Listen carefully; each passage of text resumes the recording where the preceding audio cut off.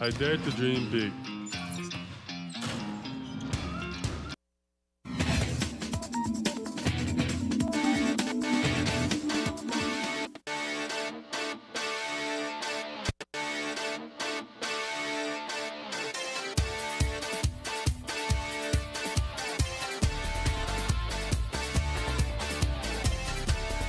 Sa kapwa ko Pilipino, ipagmalaki ang galing na meron tayo. Ilantad ang likas nating talento at magdala ng saya sa mundo. Sa harap ng pagsubok ay di susuko, para sa pangarap tayo'y porsigido. Magpakitang gilas na at huwag magpatalo, ipagdiwang natin ang Pilipino. Yan ang Pinoy. Mula noon at hanggang ngayon, talento natin ang bida. Mula sa simpleng bakuran hanggang entablado natin ipakita. May pagsubok man ng Pinoy, pinalalakas ng saya. San man tayo sa pulo, Chumbe, Sibay, Lakay, Amiga. Sama-samang pakita ang galing natin katropa. Sa kapwa ko Pilipino. Pilipino. Yan ang Pinoy.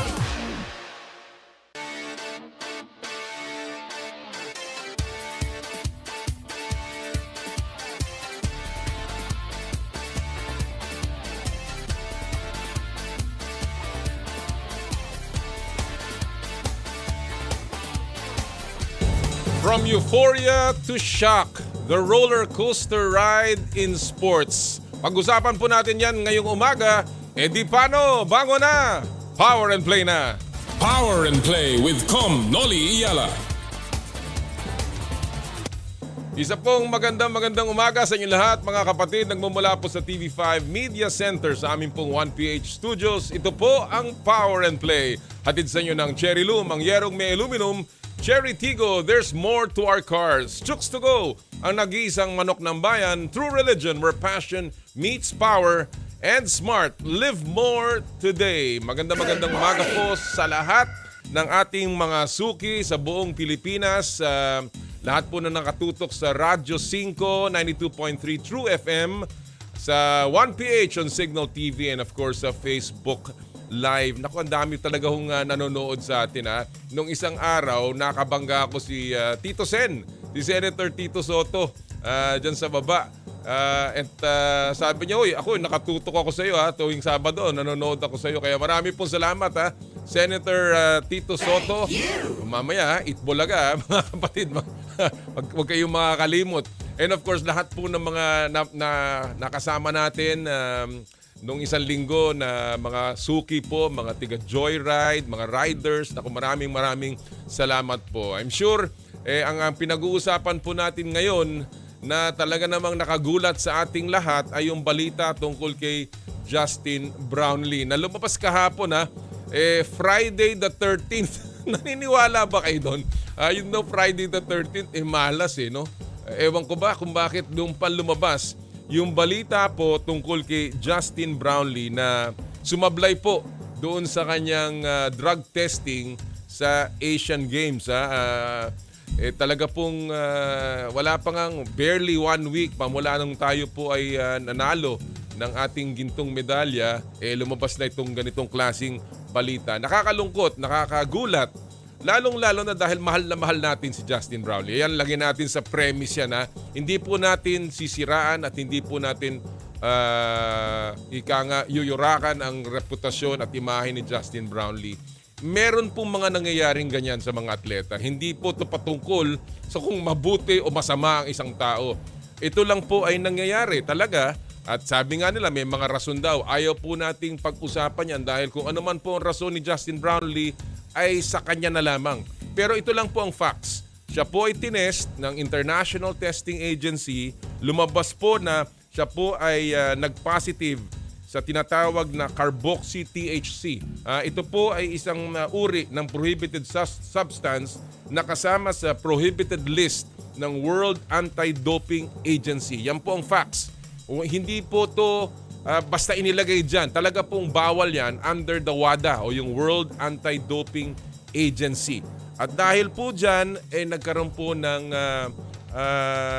investigasyon At ngayon po yan ay patuloy na makakaangat hanggang dun sa Court of Arbitration for Sports. Maaaring umapila si Justin Brownlee at maaaring magkaroon pa ng panibago pang investigasyon tungkol dito. May mga iba pong jurisdiksyon na bawal or hindi na po bawal ang tinatawag na cannabis o marijuana in local parlance. Yan po ay marijuana. Lalong-lalo na pag ginagamit daw po for medicinal purposes. Pero isa lang po ang aking gustong tukuyin. Wala ho tayong pakialam doon sa ibang jurisdiksyon. Ang mahalaga po dito kung ano po yung mga patakaran doon sa Asian Games. At dahil sila ay sumusunod doon sa prohibited list ng WADA, kaya po ito nangyari.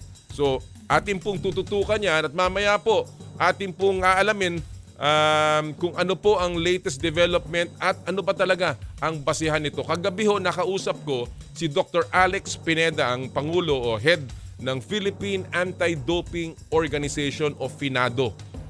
Marami po siyang nasabi sa akin tungkol po dun sa kaso ni Justin Brownlee. We were hoping to get him today. Subalit nag-text siya sa akin just now na baka mahirapan siya dahil meron daw siyang isang emergency case patungo sa isang elderly person. Sana po kahit paano makuha natin siya sa phone patch. Nonetheless, atin po makakapanayam mamaya live si Ginoong Bambol Tolentino, ang Pangulo ng Philippine Olympic Committee, to get the latest on the situation ni Justin Brownlee po tungkol dun sa kanyang doping issue. Abangan nyo po yan. Again, tayo po'y nalulungkot dito sa balitang ito, pero tayo po'y umaasa na patuloy na lalabas ang katotohanan at atin pong tatanggapin. Marami po nagtatanong tungkol sa gintong medalya ng Pilipinas, lalong-lalo na yung sa gilas.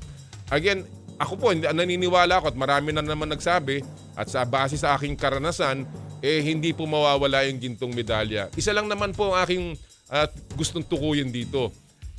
Okay na ho, talaga naman magaling tayo at magaling si Justin Brownlee. Pero meron nung nangyaring ganyan, meron nung pangyayaring ganyan, yan po ang ating tutukan ng pansin. Hindi po yung gintong medalya dahil yan po ay karapat-dapat para sa Pilipinas. Pero meron din ho tayong kailangang ayusin na mga proseso. Hindi po patungkol to sa katauhan ng isang tao, pero sa proseso, lalong-lalo na ng ating mga atleta, paglalaban na po sa international competitions. Mamaya po pag-uusapan natin yan. Meron pa po tayong mga bisita mamaya na naku, napakagaganda. Mailap na mailap pero makakausap po natin mamaya ang PBA top pick this year, si Stephen Holt. Naku, bihira magpa-interview to. Kaya po tayo maswerte. Mamaya, kikilalanin pa natin ng mas mabuti ang top dog ng mga rookies ngayong taong pong ito, na ngayong season na to, Stephen Holt, live in the show. At mamaya din po live ang mga reyna ng Asian Games pagdating sa Jiu-Jitsu. Nagbigay ng karangalan sa ating bansa si Meggy Ochoa, si Annie Ramirez at Kyla Napolis sa In the Spotlight. Kaya marami po tayong pag-uusapan. Huwag po kayong aalis. Kunin nyo na ang inyong mainit na kape at almusal at sumabay na po kayo sa amin dito sa ating palatuntunan. Unahin na natin of course ang ating sports weekly highlights. Power and Play with Noli Eala. Nagulantang ang buong bansa sa pasabog ngayong linggo na bumagsak daw sa doping test ng Asian Games si Justin Brownlee. Positive umano si JB sa tinatawag na carboxy-THC na kasama sa mga banned substance. Pwede bang umapila ang bansa sa desisyon na yan? Mamaya alamin natin ang posibleng dahilan ng pagpositibo ni Brownlee at gagawing hakbang ng mga otoridad kasama ng ating mga bisita. Isa pang malungkot na balita, out sa PBA Commissioner's Cup si RR Pogoy. Naku naman, dahil sa isang rare heart disease na diagnose si Pogoy na may myocarditis o pamamaga ng heart muscles. Naku po, medyo hindi magandang balita to. Ayon sa mga report, hanggang 6 na buwang hindi makakalaro ang TNT guard. Sana nga ay gumaling ang ating player. Speedy recovery kay RR Pogoy. Good news naman tayo Nagsimula na raw mag-practice yan si LA Tenorio. Kinumpirma yan ni Barangay Ginebra Assistant Coach Richard Del Rosario. Kamakailan lang ay nakumpirmang magaling na sa colon cancer si LA. Hinihintay ngayon ng mga fans ang comeback ng General sa PBA. Sa UAAP, sinuspinde ng liga ang 3 referee dahil sa umano'y subpar officiating ng mga ito. 3 linggong suspensyon ang ipinataw sa mga referee na bagsak ang grado base sa referee game report card. Maganda yan na ipinapatupad ngayon sa UAAP. Ayon kay Commissioner Javi Nunag, tuloy-tuloy nilang babantayan ang mga referee para mas maging maganda ang kanilang mga tawag at performance sa Season 86. Very good style yan at sana magpatuloy ganyan ang UAAP sa ganyan. Para naman sa mga matagal nang nag-aabang na bumalik ang hampasan, tapos na po ang inyong paghihintay. Ang aarangkada na muli ang Premier Volleyball League o PVL sa hardcourt bukas. Triple header games agad ang aabangan sa pagsisimula ng liga. Tapat ang sister teams ng Choco Mucho Flying Titans at Creamline Cool Smashers. Ang bagong team na NX-led Chameleons kontra Gerflor Defenders naman ang susunod at PLDT Home Fiber High Speed Hitters versus Signal HD Spikers. Maganda yan Simula na po ang PVL bukas. At yan po ang buod ng mga balita this week sa ating pong Sports Weekly Highlights. Naku ang dami nang nangyayari. Of course, malapit na magsimula ang NBA. Nagsisimula na po ang mga preseason games. October 24, 25 sa Pilipinas ang simula ng NBA. So ilang linggo na lang yan, ilang araw na lang yan. Mga 12 araw na lang po ang inyong hihintayin. And then of course, PBA November 5 at painit na po ang laban sa UAAP. Kasama na rin ang pagsisimula ng PVL. Busog na naman tayo sa mga balitang sports. Pero syempre, atin pa rin pong pinagbubunyi ang ating mga Asian Games gold medalists at tayo po ay, of course, patuloy na magbabalita tungkol sa kanilang mga achievements. Pero, syempre, ang ating pong pupulsuhan ngayong araw pong ito ay ang patuloy pong pinag-uusapan ng buong bansa, yung pong doping issue ni Justin Brownlee. Kagaya na nabanggit ko, wala pong epekto ito sa gintong medalya ng Pilipinas. Pero ang tanong, ito po ang ating gustong pulsuhan sa ating pong Pulso ng Bayan. Hatid sa inyo ng M2 Tea Drinks with malunggay, okra and luya. Drink your gulay and fuel up your energy with M2 Tea Drinks. Ano po ang epekto para sa inyo ng doping issue laban kay Justin Brownlee sa nagawa niya sa Asian Games? Meron ba itong epekto sa kanyang nagawang pagbigay ng gold medal sa atin? Ngayon pong siya ay naging positive sa isang banned substance. Magbigay po kayo ng inyong kuro-kuro sa aming pong Facebook page ng Power and Play o di kaya sa aking pong Twitter account at Noli Eala. At aming pong babasahin ito mamaya. Pipili kami ng ilan para po makakuha ng M2 Tea Drinks with malunggay, okra and luya. Hatid sa inyo ng Nature Earth. Alright mga kapatid mamaya po yan. And of course, hindi po nagtatapos ang aming pamimigay ng mga premyo dito sa Power and Play. Patuloy po ang Joyride Top Up Promo dito po sa Power and Play. Napakadali lamang para manalo ng 1,000 pesos e-wallet credits mula sa Joyride Super App. I-download lamang ang latest mga kapatid version ng Joyride Super App. Kuhanan ng screenshot ang app's home screen at kasama po ng inyong pangalan. Ipadala ang screenshot sa Power and Play Facebook page via PM at isama nyo po ang inyong buong pangalan at registered mobile number at kami po ipipili ng 5 mananalo ng 1,000 pesos JR Pay wallet credits na magagamit nyo sa MC Taxi, yung pong motorcycle taxi, Joyride Car, yung pong aming TNVS service 4-wheel service, yung pong Joyride Taxi Cab. Pwede na po kayo ngayon mag-book ng taxi sa pamamagitan ng Joyride Super App at of course yung pong Joyride Delivery at pabili. Very soon maglo-launch kami ng bagong produkto. Abangan nyo po yan sa Joyride Super App. At hindi pa nagtatapos dyan ang ating pamimigay. Meron pa tayong ibibigay na ganito. Joyride Top Limited Edition Aqua Flask. Napakadali po na sumali dito. Pagkatapos nyo pong ma-download, mag-book po kayo ng MC Taxi or Joyride Car at kumuha po kayo ng litrato, creative picture kasama ng inyong rider o driver. Ha? At ipadala nyo po yung litratong yan kasama ng hashtag namin na ilalabas namin mamaya. Ipadala nyo po yan via PM sa Power and Play Facebook page at kayo po ay may chance ang manalo ng limited edition Joyride Aqua Flask. At ito po yung ating hashtag of the week. Hashtag kasundo. Simpleng-simple mga kapatid. Hashtag kasundo. Idikit nyo yan doon sa inyong creative picture and you will have a chance to win our limited edition Joyride Aqua Flask. Alright, we are ready to roll sa napaka punong-puno at hitik na programa ngayong Sabado ng umaga. Simulan na po natin sa ating Fast Take. Power and Play with Noli, Eala. At ang Fast Take ay hatid sa inyo ng Cherry Tigo. There's more to our cars. And today we are very happy, of course, to have with us mga balik Fast Takers. Medyo matagal-tagal ko nang hindi nakakausap ito. Si Homer Saison ng Spin.ph at si Naveen Ganglani ng Rappler. Magandang umaga, Homer and Naveen. Thank you for joining us this morning. Hello. Thanks for having me, Com. Homer, kamusta? Good morning, Com. Morning, Com. Good morning, Naveen. Yes, good morning. All right. Okay, Com. Let's Good.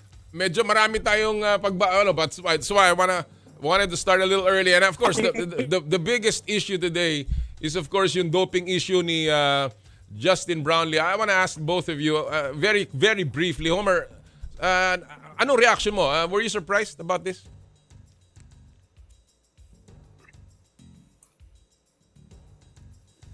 Yeah, I was surprised because it's all about personal responsibility. Hindi ba ang marijuana is banned here in the US. In fact, I texted Justin yesterday and texted him today too. I was told he was in Indianapolis. I have his phone number. I texted him. Hindi siya sumagot. Here in the US, marijuana is legal. So I don't know if Justin knew that. And but still, Commissioner, ignorance of the law and the rules excuses no one. It is just disheartening na nangyari ito at the time na we're feeling so proud. We have Medyo nagpuputol-putol yung and then we come signal. to this. I just want to go ahead and put the horse forward. Homer, your signal is cutting up. Let's just check your signal. Can you hear me? Yeah, nagcha-choppy ng konti. Maybe it's your earpiece. Baka medyo Yeah, nagcha-choppy. But let's try that again. But let me go to Naveen. Naveen, your reaction to this doping issue of Justin first. Well, it was a little bit surprising, obviously. Would I say that it was something that is totally unexpected? No. But that's a conversation for another day. But was I surprised? Yes. Was I surprised that this came out not like right away, but a few days after the Philippines has won gold? A little bit, yes. You would imagine this is something that would be out there right away. Now, was I surprised for what he was found positive for, which is basically use of cannabis? Not exactly, because I would say that the use of cannabis has become very apparent for athletes all over the world. In fact, if you do some research about use of cannabis, you would find out that this can bring certain recovery functions to help athletes in the recovery process after games and when their bodies aren't feeling well. It's a recreational activity as well that particularly in the NBA is now no longer frowned upon. It's no longer in the list of the NBA's banned substances for players. Yeah. But of course, different leagues, different countries, different stipulations. And overall, does this impact Justin Brownlee's reputation in a negative way? Absolutely not. Not at all. Thankfully it also doesn't impact the gold medal that the Philippine team won, because they won that fair and square. They won that with their performance on the court, and it just feels right that the gold medal stays with the Philippines. All right. Homer, let me go back to you. You mentioned na ito nga, sabi mo nga hindi na ito banned in certain jurisdictions, but as Naveen is saying, this is a different league. It's in the Asian Games, and as I mentioned in my opening, talagang that is a banned substance under the WADA. Now, I was talking to an expert and he told me that hindi naman yan totally inexcusable. In other unexcused. He could have declared it early on para siya nakakuha ng exemption. Do you think there was a mistake here, another faux pas sa ating mga sports officials na hindi nila nakita to? Lalong-lalo na alam natin na may injury si Justin and he was probably taking some form of medication to ease his pain.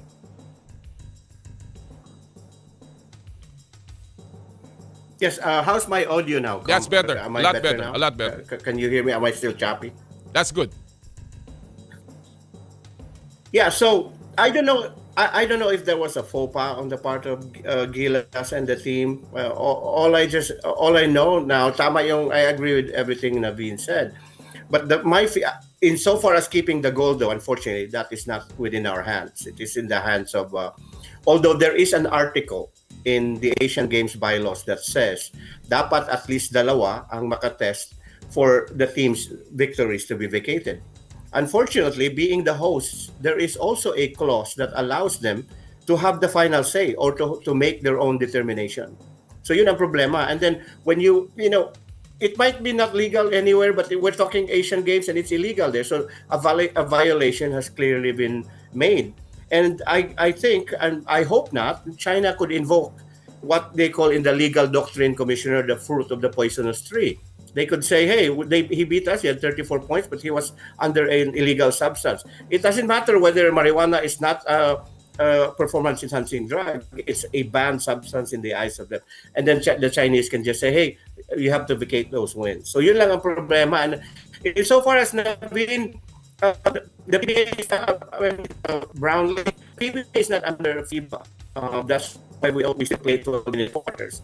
So they cannot ban. If the finality of this would be to ban Brownlee, makukunan siya ng at least maybe 18 months to play for the national team. And since he's 34, that would be hard. But so far as playing in the PBA is concerned, walang purview ang FIBA. They could not. The positive result cannot dictate na hindi siya makalaro. So at some point, that's a very good news for Ginebra. Well, again, that is subject to the PBA has not made any statements to this. There is a precedent, of course, yung kaso ni Kiefer Ravena.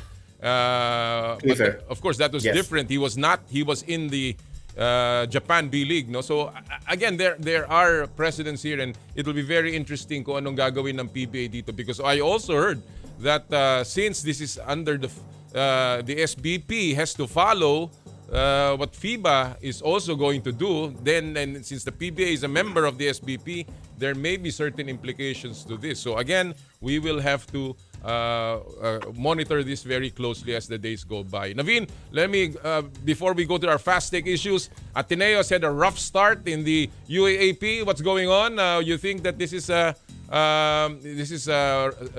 they should sound the alarm bells here? No, not yet. It's worth noting that Ateneo lost 4 key starters from their championship roster in season 85. First of all, Ange Kwame, who many believe is the greatest foreign student athlete to play in the UAAP, is no longer with Ateneo.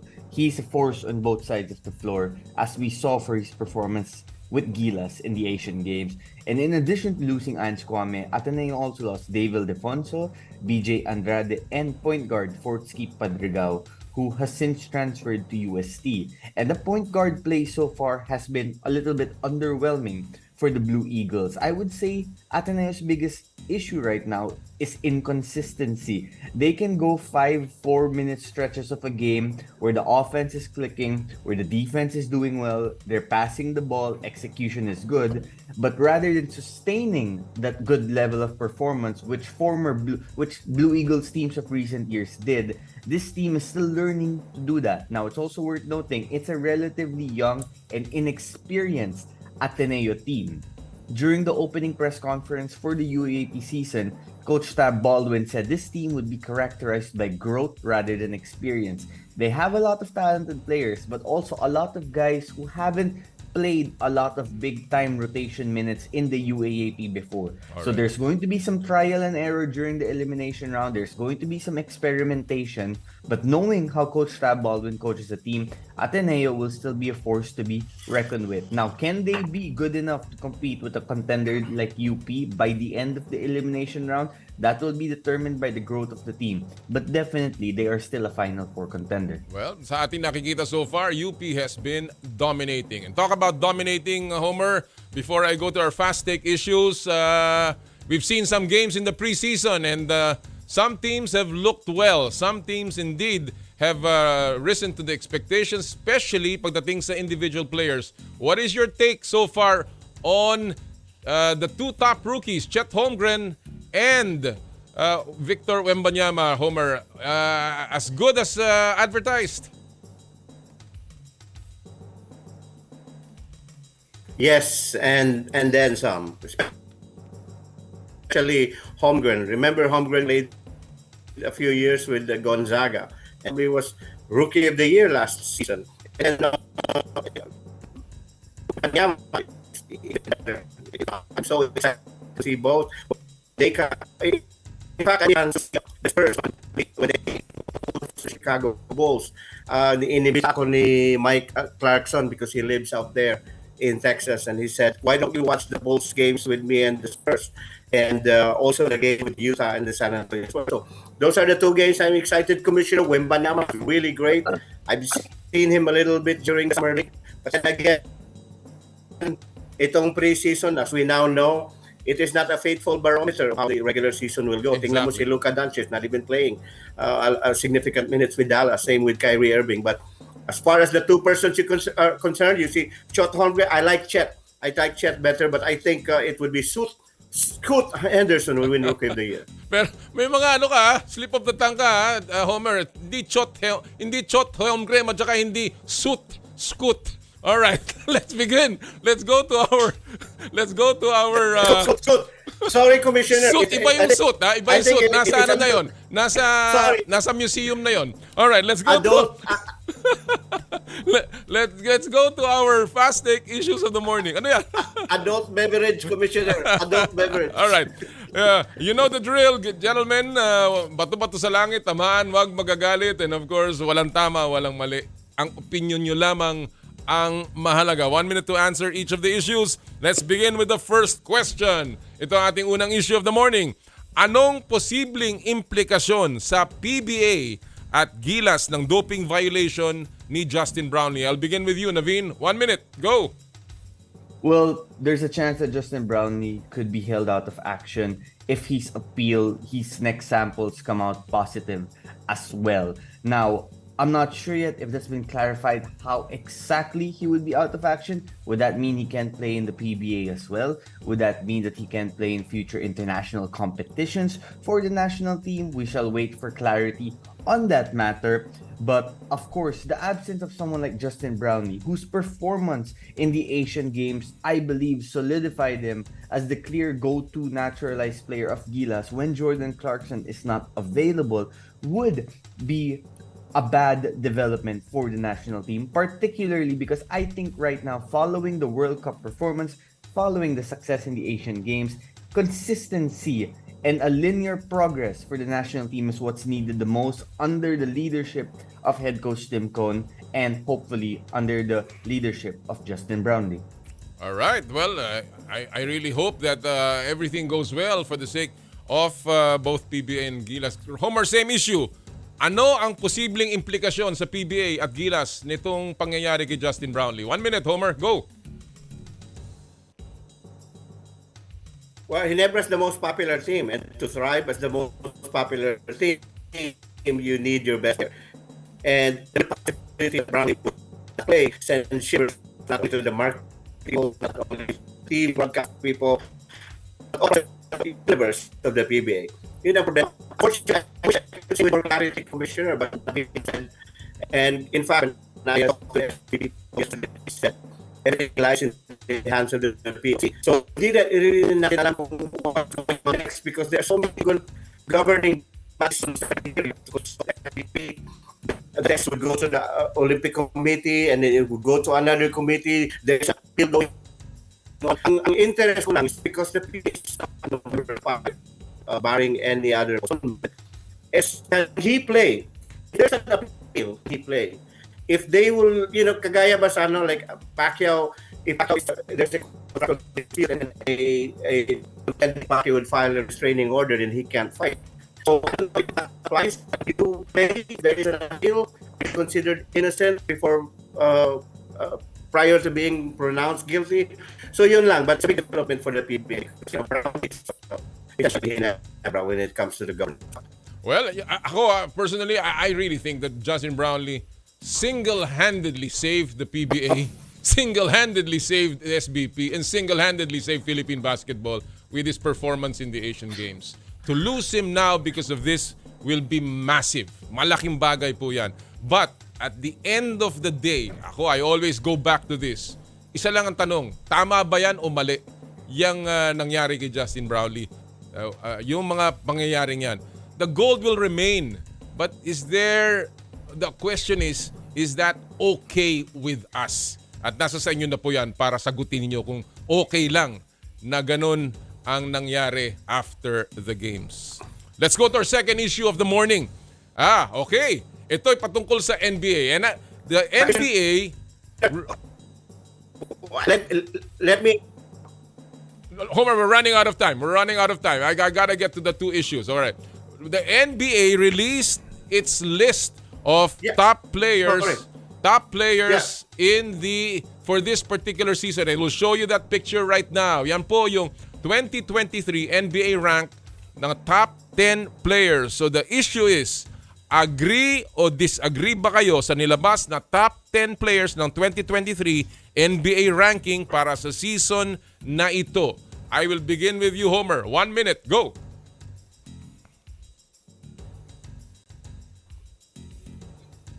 Jimmy Butler is watching the show and he's watching it from his chiropractor's office because his back is Miami Heat. Biglang ang issue sa list na yan. Jamorant. Before all the issues that I played, this great speed and Jamal and Morant were showing guns. These were the best team in the NBA Commissioner by far. Leading almost 8 games, leading the pack. Why is he not in the list? Lang ang dalawang main issues why I disagree. Other Commissioner, especially Jokic, Giannis and Antetokounmpo, you have LeBron James and Anthony Davis. This is I think my Jimmy Butler. All right. Well, okay, I got a little bit of that, Homer. Maybe your earpods, baka pwede natin, in the final questions I can get you clear. But I understand what you're saying. Even John Morant and that point about that. And I totally agree with that. Naveen, same issue. You saw the list. Agree ka ba? Disagree sa nilabas na top 10 players ng NBA this season? 1 minute, Naveen, go. Well, there are a few areas here that I disagree with. Number one, I think Nikola Jokic should be the number one player over Giannis Antetokounmpo. There's no disrespect to the Greek freak Giannis. I just think that Jokic is a better offensive player and a better player overall. Number two, I think Luka Doncic is too high at number 4. I don't think he should be ranked higher than Steph Curry and Jason Tatum. Now, that's because I value winning basketball, particularly in the playoffs, high. And Steph Curry and Jason Tatum have proven time and time again that they can lead their teams deep into the playoffs. I think Luka still has ways to go in terms of doing that. that. Second, I think Shea Gilgeous-Alexander at 8. Now, that's not to say Shea is not a great player. He's a great player, but I don't think he deserves to be in that high of a rank just yet. I think LeBron James should be higher than him. I also think that Jimmy Butler, like Homer said, should be in the top 10. Jimmy Butler, time and time again in the playoff shows, when playoff Jimmy shows up, he can lead his team to deep playoff runs, particularly 2 finals runs. He should be in the top 10 over Shea Gilgeous-Alexander and Anthony Davis. So that's another part of this list that I have an opinion about. This is the problem when you have some people who don't even cover the NBA that come up with lists. And marami nagsasabi that list is something that has become really controversial because they don't even really cover many of them. The 150 that voted, many of them did not cover the NBA. But again, that's just a list. And also, just to add to that, this list is made for people to react. They want people to react. Exactly. Which is throw weird. their arms up in the air and like be angry. And you know, I think if that's their goal, they're doing a good job. All right, let's go to our third and final issue of the morning. Recently, nagsalita si Chairman Ricky Vargas ng PBA na kailangan daw na magkaroon ng basketball summit para maayos ang mga problema ng basketball at ang ating national team. So ang tanong, ano ang gusto niyo maging top agenda at makakatulong ba ang pinaplanong sports summit ng mga basketball stakeholders? I'll begin with you, Naveen. 1 minute, go. Well, what I want to see is consistency more than anything from basketball in the Philippines moving forward. Now, consistency in what sense? Like I said earlier, I think we should be under the leadership and tutelage of one head coach. I believe Tim Cone deserves that opportunity given the team's performance in the Asian Games. It would be nice if we knew who our naturalized player was for every tournament moving forward. It would be nice if practices for the national team was consistent all throughout the year, and so how do we make that happen? Number one, we need to have a deep pool, a pool of college players, a pool of pro players, a pool of players who are abroad whenever they are in the country. It would be nice to have weekly practices. In fact, more than once a week. Consistency and continuity are the key parts to winning in basketball. Now, you can do that if you have one voice leading the way, if you have similar players practicing sets and patterns of the team every week. So that's what we want, consistency. We don't want to ask questions about who the players will be 2 weeks before a tournament. We want to know what the vibe is 2 weeks before a tournament. So consistency is key. Consistency indeed is very important and we've seen that in other teams all over the world. Homer, same issue. Ano ang gusto mo maging top agenda at makakatulong ba itong pinaplanong sports summit ng mga basketball stakeholders? 1 minute, Homer. You have the last say. Go. Everything Naveen said, I agree. The only thing I want is, can we hire somebody that would run the program that is not beholden to either the MVP group or the SMC block? Because if you have somebody whose hands are tied in one way or the other, leaning towards MVP or SMC block, you're not going to get things accomplished. We need somebody there that's independent, that can go through each side and say, I need this player, I need that player. A guy that can also talk to the college shareholders and say, hey, I need this star player you have, and then we need this time. Somebody that is not beholden to any of these officials that we have now and can say, hey, ito yung time frame natin. This is how we practice, this is this. Insofar as Tim Cone is concerned, yeah, he's very good. I just have an issue of, beholden just to the other side that, baka bubulungan na, gamitin mo itong player ng Ginebra or San Miguel. It has to be somebody that is, like I said, completely severed from many of the ties that bind many of our coaches, many of our managers, many of our players. Other than that, the summit is good. Commission USA Basketball. You have somebody that is not beholden to all the NBA teams, and they always present the best team when the Olympic comes. And that's all that matters. So yun ang summit na pinaplano ni Ricky Vargas. Well, I totally agree with you. We need really leadership. I think that's where you begin. And I have nothing against this tinasawag na basketball summit. We have so many of this. Isa lang ang pakiusap ko, makinig kayo sa stakeholders because at the end of the day, kung yan ay lip service lamang at pakitang tao, hindi po pakitang gilas, pakitang tao, at kayo rin ang masusunod. Kung ano lang ang gusto niyo mangyari, yun din lang masusunod. Wag na kayo mag-basketball summit because it's not gonna get you anywhere. Until you listen to the people who are in the know. Hindi po yung mga naka-Amerikana na nakaupo sa inyong mga opisina. Hindi po yung mga merong sariling agenda.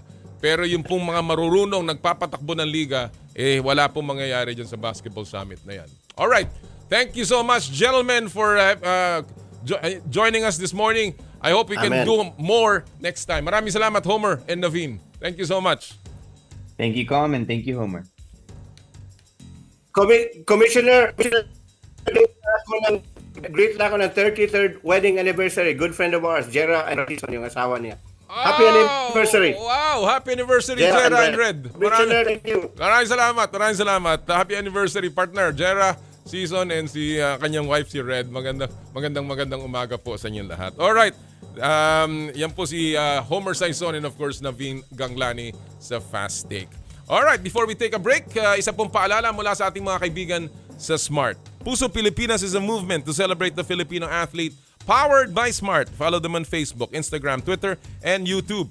Get a chance to win exclusive Puso Pilipinas merch by sharing their Facebook page in your social media accounts with hashtag Puso Pilipinas. The Giga Life app is the latest mobile app from Smart that lets you discover and enjoy your passions with the different Giga promos. It can be downloaded and used by Smart Postpaid, Smart Prepaid, Bro Prepaid, and TNT subscribers via the Apple or Google Play Store. What can the Giga Life app do for me? Check your balance, monitor your current subscription, top up using debit credit card, subscribe to the latest Giga promos, monitor your data consumption, auto-detect your mobile number when you are connected to Smart Network, one-tap subscription, the most popular offer, Giga Video 99. And of course, Power and Play is powered by Smart. Live more today. And when we return, pag-usapan po natin patuloy na yung pong kontrobersiya tungkol kay Justin Brownlee. Kasama po, walang iba kundi ang Pangulo ng Philippine Olympic Committee, Mayor Abraham Bumble Tolentino.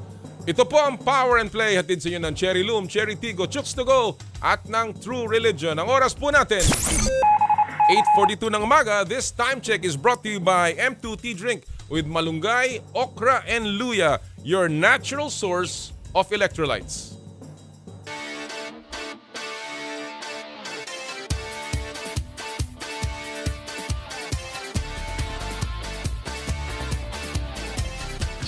I dare to dream big,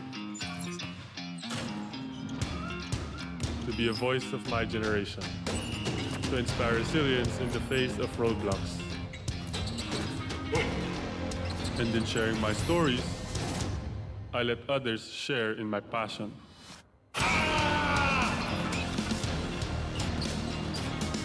Follow Kai's stories on Twitter and share yours. With Smart Double Giga Stories. Share 2 times the passion with 2 gigabytes for Twitter and more. Guaranteed every day, plus data for all sites. Simple, smart ako.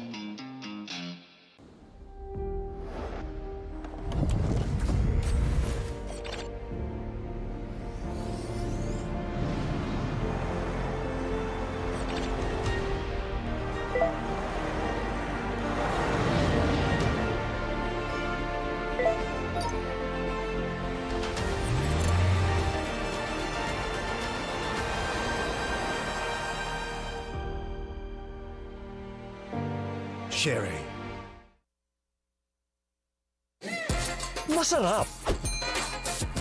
Malinis. Friendly store crew. At higit sa lahat, healthy. Ang bawat manok ay laki sa alaga, hindi sa gamot. Garantisadong zero antibiotics.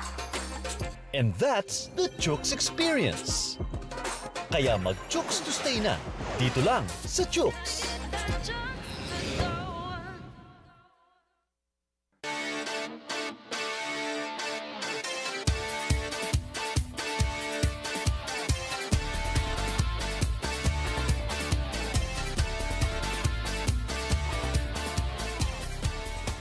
Pinarangalan ng PMAP bilang Radio Station of the Year. Radyo 5, True FM. Dito tayo sa totoo. Mukhang kailangan ko na naman palitan ng bubong ko, pare. Mag-iisang taon pa lang yan. May tulo na kagad. Ay, bossing! Baka naman kasi hindi matibay yung ginamit nyo. Dapat ang gamitin mo ay Cherry Loom, ang yerong aluminum. Basta yero, Cherry Loom. Tibay protektado sa pangmatagalang yero. Totoong abot na abot ang True FM saan man panig ng Pilipinas at sa buong mundo. Basta may Pilipino. Sundan at ilike ang Radyo 5 True FM sa Facebook, TikTok, Instagram at sa X o Twitter. Dito na tayo sa totoo. True FM. Tunay na kapatid. Maaasahan sa radyo at online. Mukhang kailangan ko na naman palitan ng bubong ko, pare. Mag-iisang taong pa lang yan. May tulo na kagad. Ay, bossing! Baka naman kasi hindi matibay yung ginamit nyo. Dapat ang gamitin mo ay cherry loom, ang yerong aluminum. Basta yero, cherry loom. Tibay protektado sa pangmatagalang yero. Na-miss mo ba ang game kagabi? Gusto mo bang malaman ang latest happening sa sports? Like and follow us on social media. Pwede mo nang balik-balikan ang mga paborito mong games anytime, kahit saan. At pwede mo nang i-share sa tropa. Dito lang tayo sa nag-iisang go-to tambayan ng lahat at One Sports PHL on social media. Mukhang kailangan ko na naman palitan ng bubong ko, pare. Mag-iisang taong pa lang yan. May tulo na kagad. Ay, bossing! Baka naman kasi hindi matibay yung ginamit nyo. Dapat ang gamitin mo ay cherry loom, ang yerong aluminum. Basta yero, cherry loom. Tibay protektado sa pangmatagalang yero. Mukhang kailangan ko na naman palitan ng bubong ko, pare. Mag-iisang taong pa lang yan. May tulo na kagad. Ay, bossing! Baka naman kasi hindi matibay yung ginamit nyo. Dapat ang gamitin mo ay cherry loom, ang yerong aluminum. Basta yero, cherry loom. Tibay protektado sa pangmatagalang yero. Broadcasting from the Radyo 5 studios in Reliance Street, Mandaluyong City, in Mega Manila. 25,000 watts of true broadcast quality. Mas pinalakas, mas pinalawak, mas pinalinaw na tunog ng AM sa FM. Ito ang 92.3 Radyo 5 True FM. True FM. Dito tayo sa totoo. Power and Play with Noli, Eala. Muli po nagbabalik ang Power and Play at kasama na po natin ngayon ng Pangulo ng Philippine Olympic Committee para po pag-usapan ng ilang mga bagay tungkol sa POC. Magandang umaga, Mayor Bambol Tolentino. Good morning, sir. Good morning, Chairman Noli. Good morning sa inyo lahat. Unang-una, congratulations sa napakaganda nating performance sa Asian Games. Yun lang, syempre ngayon ang ating pong pinag-uusapan sideline, maliit na problema. Kumustahin ko lang po, sir. Nakausap niyo na ba si Justin Brownlee? Nakausap ko ng SBP, nakausap ko ng lahat, handler niya. So, nakarating na kay Brownlee yan. Ano daw ang reaction ni JB? Ang inaasikaso na muna niya yung mga medical documents nga, kung ano mga prescribe sa kanya nung nasa medication siya sa stage ng doktor. All those certifications that will be needed. No? Kailangan yun in case mag-appeal after the opening of B sample. If after the opening, naging positive ulit. May nakausap ko si Dr. Alex Pineda, Mayor, no? Yung head ng ating Finado.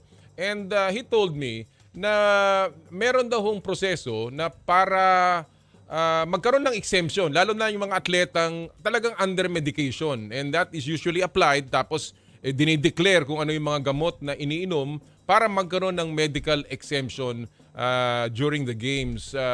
Ito ba ho, Mayor, ginagawa natin? Is this regular that we do? And bakit ito hindi nagawa in the case of Justin? Of course, meron pa ang ganun. Ano? Pero dapat yon before submitting all documents. Kasi lahat naman go bound to Asian Games. All the 400 athletes were given form and nagtuloy sa ganung procedure na tungkol sa doping seminars. So all negative. So dapat before pa nun, kung merong ang atleta na therapeutic something need exemption, ina-apply na yun kasi a-approvean pa yun kung talagang so meron. Ang ibig sabihin nun talagang nung panahon na yun, nung before, hindi nag-submit si Justin nun yung therapeutic use exemption. Yes, but Hindi ko alam kung inaalaw pa yan, ano. Hindi ako familiar dito Alright. sa Asian Games na to, itong 19 anti-doping ruling. Alright. Mayor, itong POC ngayon, ano hong role nito, magiging role ng POC sa appeals process ni Brownlee? Well, we were given up to 19 to set if kung susundin namin yung rights ni Brownlee, no, na pupunta ng Beijing, titingnan mo yung opening ng B sample, or send a representative, or online, or waive your rights, no. So kahit anong mangyari after 19, the ITA, the International Testing Agency, for sure they will schedule the opening of a B sample, no, with or without witnesses, no. So if that will be positive again, i-implement na yung 2-year suspension. Wow. Okay, 2-year suspension. That's the time na we will file a case sa CAS to appeal and to justify whatever, no. Kung kaya nga dapat maipon lahat ng mga medication niya kung nandoon eh. So hindi naman enhance. It's part of the prohibited, but hindi naman enhancing drugs yun, no. So ginamit talaga when he was injured, kung meron nga, no. So kung mapatunayan and nakita ng panel ng CAS, they might lower the suspension to 1 month to 3 months, no. With time So yun ang magiging effect nun. Kamusta yung ganun din ba ang proseso para doon sa ating siklista, si Evangelista? Will you also appeal? Yes. Ganun din, ano, pero pinag-aaralan namin ng cycling kung if we will gonna appeal, no, or just accept the 2-year suspension, no. So ito naman kay Brownlee, mahirap pag basta mo para sa akin, no? Mahirap pag tinanggap mo agad yung pinabayaan lang natin yung 2-year suspension, no. Sayang ang participation niya sa PBA kasi the decision will be forwarded also to FIBA. Yes. Then to the IF, then the IF will forward it to SBP. So all sanction game ng FIBA maapektuhan yon. And since the PBA is a member of the SBP, na ang SBP is the NF ng FIBA, then obviously kailangan sumunod ho dito ang liga. Ganun ba ho yun? Yes, correct. And all sanction games ng OCA and IOC. Well, matagal pa naman yung yung next SEA Games 2025 and next Asian Games will be 2026.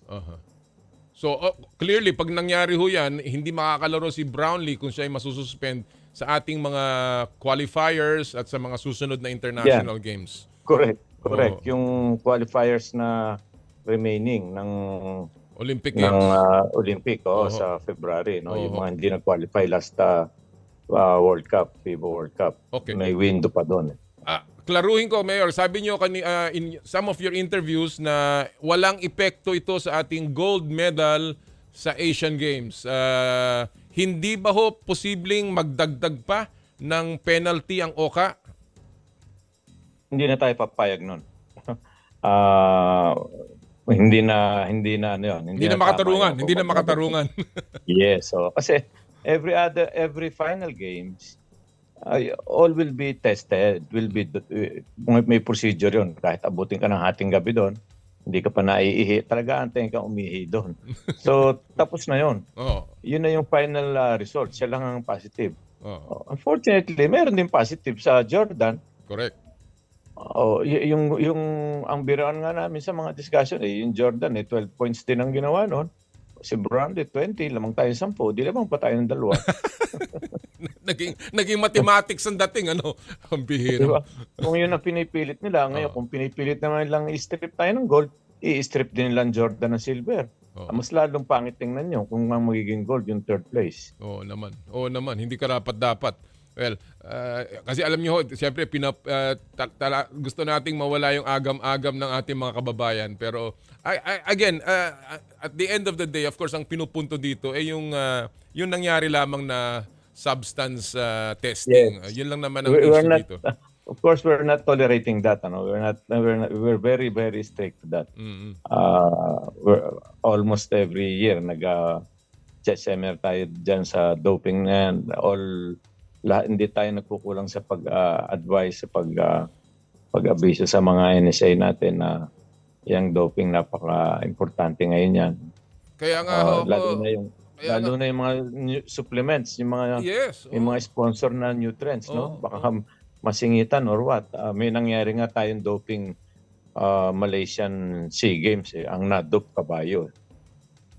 Positive kabayo natin. So nahagisan siguro yun ng napainan siguro ng isang whatever. No? Hindi tao ang positive kabayo. So we were penalized doon. No? Actually, kaya nga ako medyo na-frustrate sapagkat ang laki-laki ho ng budget natin na ginagastos ng yung Philippine Anti-Doping Organization. Ang laki po niyan. Alam ko yan when I was in the PSC. Mayat-maya, yan ay nasa seminar. Mayat-maya, yan ay mga ginagawang pagbabiyahe. And I thought na kailangan kahit papano nagiyahan ang ating mga atleta dahil alam naman natin kung napaka-stricto pagdating sa mga drug testing, ang mga international competition. So, again, maybe yun po ang mga bagay-bagay na pwedeng maging coordination ng ating gobyerno and of course ng POC, no? Ng NSA. Mayor, any effect sa inyo lang, any effect dun sa personality at imahe ni Justin Brownlee itong nangyari sa kanya? Well, merong konting-konti lang pero buti na lang talagang meron siyang under medication siya, no? Injured siya. So doon siya nagpagabot sa nagpapagaling sa US. O na legal lang whatever medication just like in Europe, just like recently in Thailand, no? Using all those THC or CBD or what, no? So yun nga kailangan malaman kung meron bang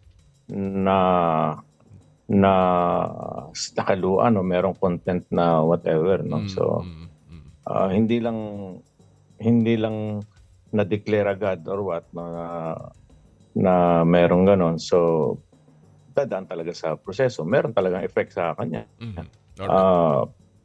Personally, sa paglaro, lahat. Meron talaga yung tayo po ay umaasa na kahit pa paano, although may nga ang aking balita, yan daw sample A at sample B ay galing lamang dun sa iisang source. Kumbaga 70% nung inilabas na urine sample ay yun ang sample A at 30% yun ay sample B. So if it is the same source, malamang pareho din ang resulta. Pero meron din lang mga kaso na nangyari na nagkakaiba. So tayo po yung maasa ng katotohanan lamang. Tama, no, medyo ipanahangin yung nagbago ng nagkaroon ng contamination or whatever. Yung mga ganun. Tama.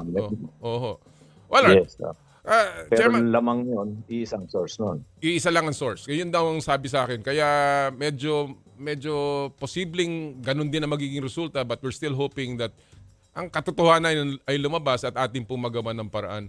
Mayor, let me go to another issue. Dapat paghandaan, no? Dapat paghandaan. Talagang galing medication or what. Yun ang sinasabi ko. Kung galing sa medication, dapat to talaga meron yung mga tinatawag na yung therapeutic use exemption na i-apply para ho talagang malinis ang ating pong delegasyon. Because I know you're very strict about this.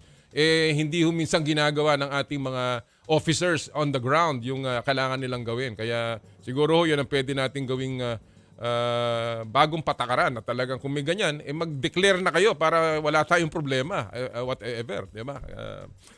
Correct. No? Lalo na kung galing abroad ang mga atleta o mayroong mga sariling sponsors, especially on food supplement. Food supplements. No? That's right. Mayor, mapunta ako sa ibang topic ng ang POC, yung pong PSC-POC issue. Ano ba ho ang punot dulo nito? At nasabi niyong para kayong sinaksak sa likod. Oo naman, saan naman kayo lalagay na kagaya nga sinabi ko dati na on the first day of in Hangzhou while you're raising our flag in the athletes village, tapos makakatanggap ka ng ganon na explain, answer within 5 days. You're unliquidated, 1998. Di ba? Plus 2 others, no? I mean, pwede namang after. Di ba? Pwede namang after. O kung talagang galit kayo sa amin, hindi pwede naman sa Christmas o sa birthday ko, di ba? Yung mga ganon, di ba? Why on the start of the Asian Games, di ba? Hindi teamwork yan. Hindi power and play. Hindi, di ba? Di ba? Tapos sasabihin nyo ngayon, pwede pag-usapan. Pwede pa lang mag-usap, di sana nag-usap. Hindi ganyan. Okay, so ngayon 1998. Ngayon yung issue, okay, sige, nandun na yon. Bakit naman 1998 pa yung binato nyo? Correct. Pwede naman singilin nyo nung 1999, 2000, 2001. Ba't inantay nyo pa itong 2023 Asian Games? May something talaga. Diba? May something. Ano ho reaction? Sabi daw ho ng PSC, wala naman daw siyang kinalaman doon. Ano ho ang inyong posisyon doon? Nasagot ko na po yan, Chairman. Nasagot ko na yan. Sabi nga daw ninyo, hindi daw kayo naniniwala doon. Before that letter, meron pa naunang letter. Pinapipirma kami ng affidavit of undertaking before releasing the payment for luggages, tracksuit, shoes. Ginawa lang kaming tagabayad. So nung babayaran na namin sa supplier, bago namin i-release nyo, sign this acknowledgement na you have same content, 10,1998, blah, blah, blah, Vietnam Cambodia. What? Sabi ko, bakit naman namin pipirma yan? Di pare-pares na tayo, walang uniforme niya.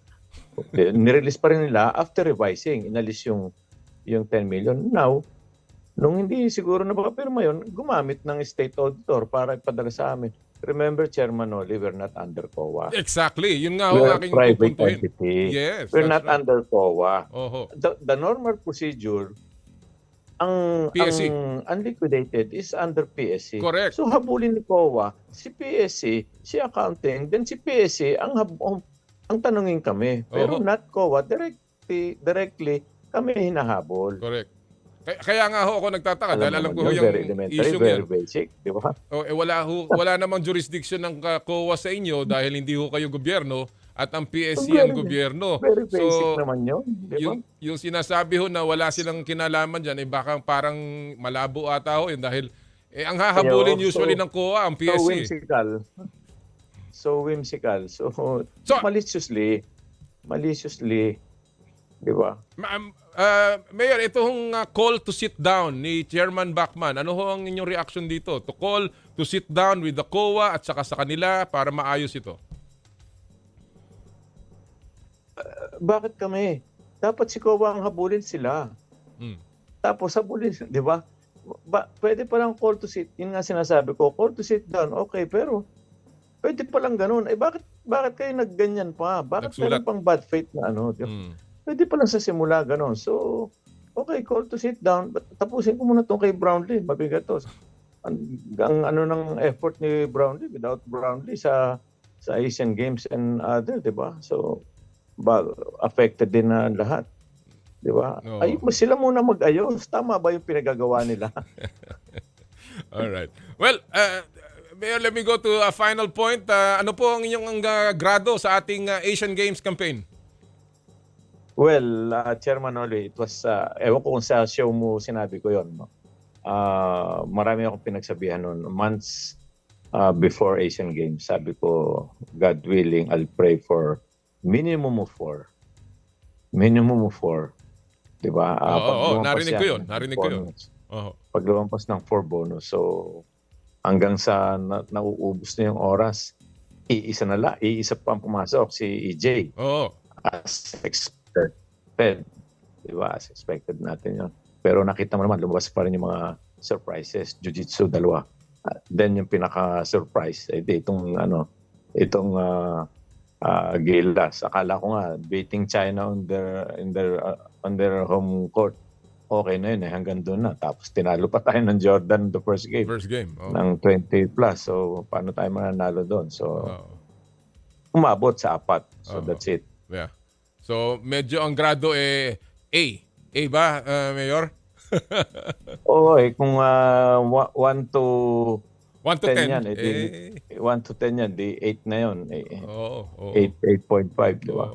Well, we are preparing next ang ating, of course, marami pang mga iba-ibang international competitions, but the big one, of course, sa Paris. Are you confident, President, that mag-i-improve tayo sa Olympic performance natin next year? Well, with the full support of the funding agency, we might. Forget all brouhaha, forget all liquidation. Of course, we are liquidating, but forget all those irritants. Digging in under the closet, no? Digging mga baul, di ba? Forget those personal whatever agenda. All right. Forgetting all those factors. All right. Medyo meron lang technical may tawag ata kay President Bumble Tolentino. Chairman Noli, so forgetting all those factors, yes, we might be successful in this. What are your final question, Mayor? What are your final instructions or your early instructions sa ating mga NSA as we prepare for 2024? Ano po ang inyong early instructions as we go to battle trying to reach the Olympics? Mayor? Mayor Bambol? Grab pa rin ng marami pang qualifying at stake. No? Yes. Yes, go ahead please. Hello? Go ahead please, go ahead. Yeah. Marami pang at stake na qualifying, mga last minute. So as of today, meron pa lang tayong 4 plus 3, meron na tayong sure of 7. Mm-hmm.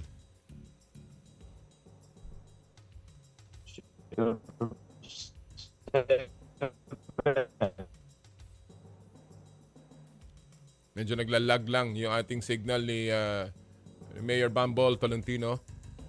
Oo.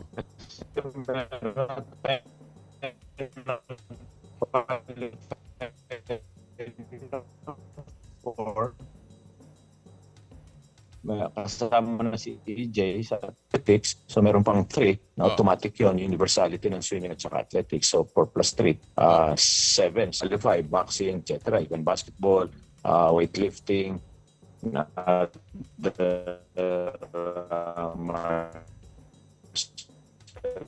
arts, no? Oo. So medyo nawala na yung signal natin. Anyway, mukhang marami na po tayong nakuha kay President Bumble Tolentino ng Philippine Olympic Committee. Again, sabi niya on the issue of Justin Brownlee, patuloy po nilang tinututukan ito. They will assist Justin Brownlee at of course, sana po he also said na hindi po nila tinotolerate itong klaseng bagay na to.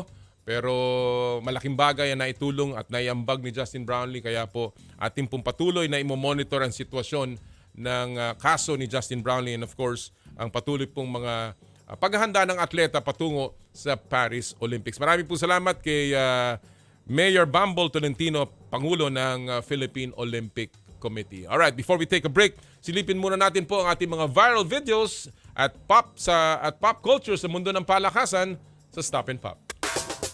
Power and Play with Noli, Eala. Ang title po ng ating video ngayong linggo pong ito ay The Water is No Joke. Panoorin niyo po ito ha. Akala ng marami po, normal na swimming lang sa pool ang training ng atletang ito ha. Pero ganito pala, magpalakas. May nakabitbit na tali o may nakatali sa atleta na meron pong bitbit na weights. Pambihira. Scientific ba yan? Hindi lang langoy ang nangyari kung hindi buhat din ng mabibigat na timbang. Talagang sasakit ang legs, braso mo dyan kung sa tindi ng training ganyan ang gagawin mo araw-araw. Pero yan ang sakripisyo ng isang atleta at yan din po ang ating Stop and Pop.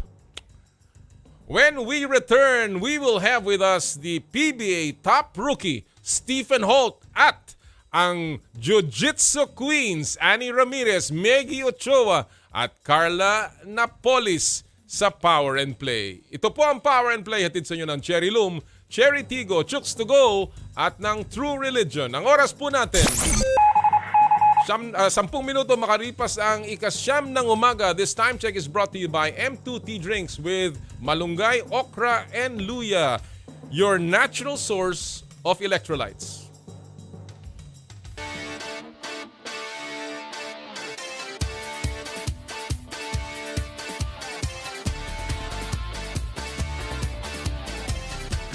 I dare to dream big. To be a voice of my generation. To inspire resilience in the face of roadblocks. And in sharing my stories, I let others share in my passion.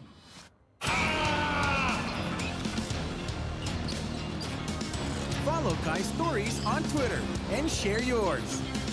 With Smart Double Giga Stories. Share 2 times the passion with 2 gigabytes for Twitter and more. Guaranteed every day, plus data for all sites. Simple, smart ako.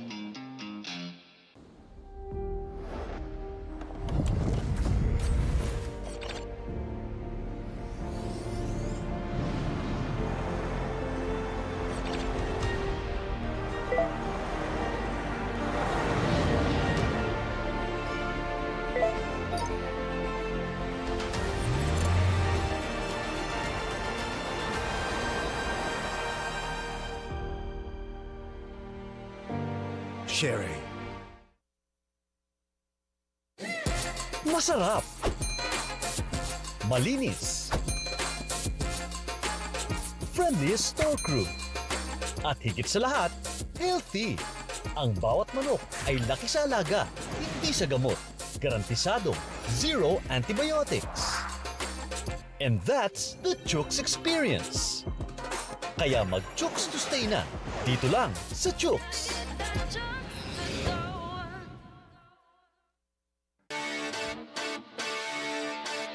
Power and Play with Noli, Eala.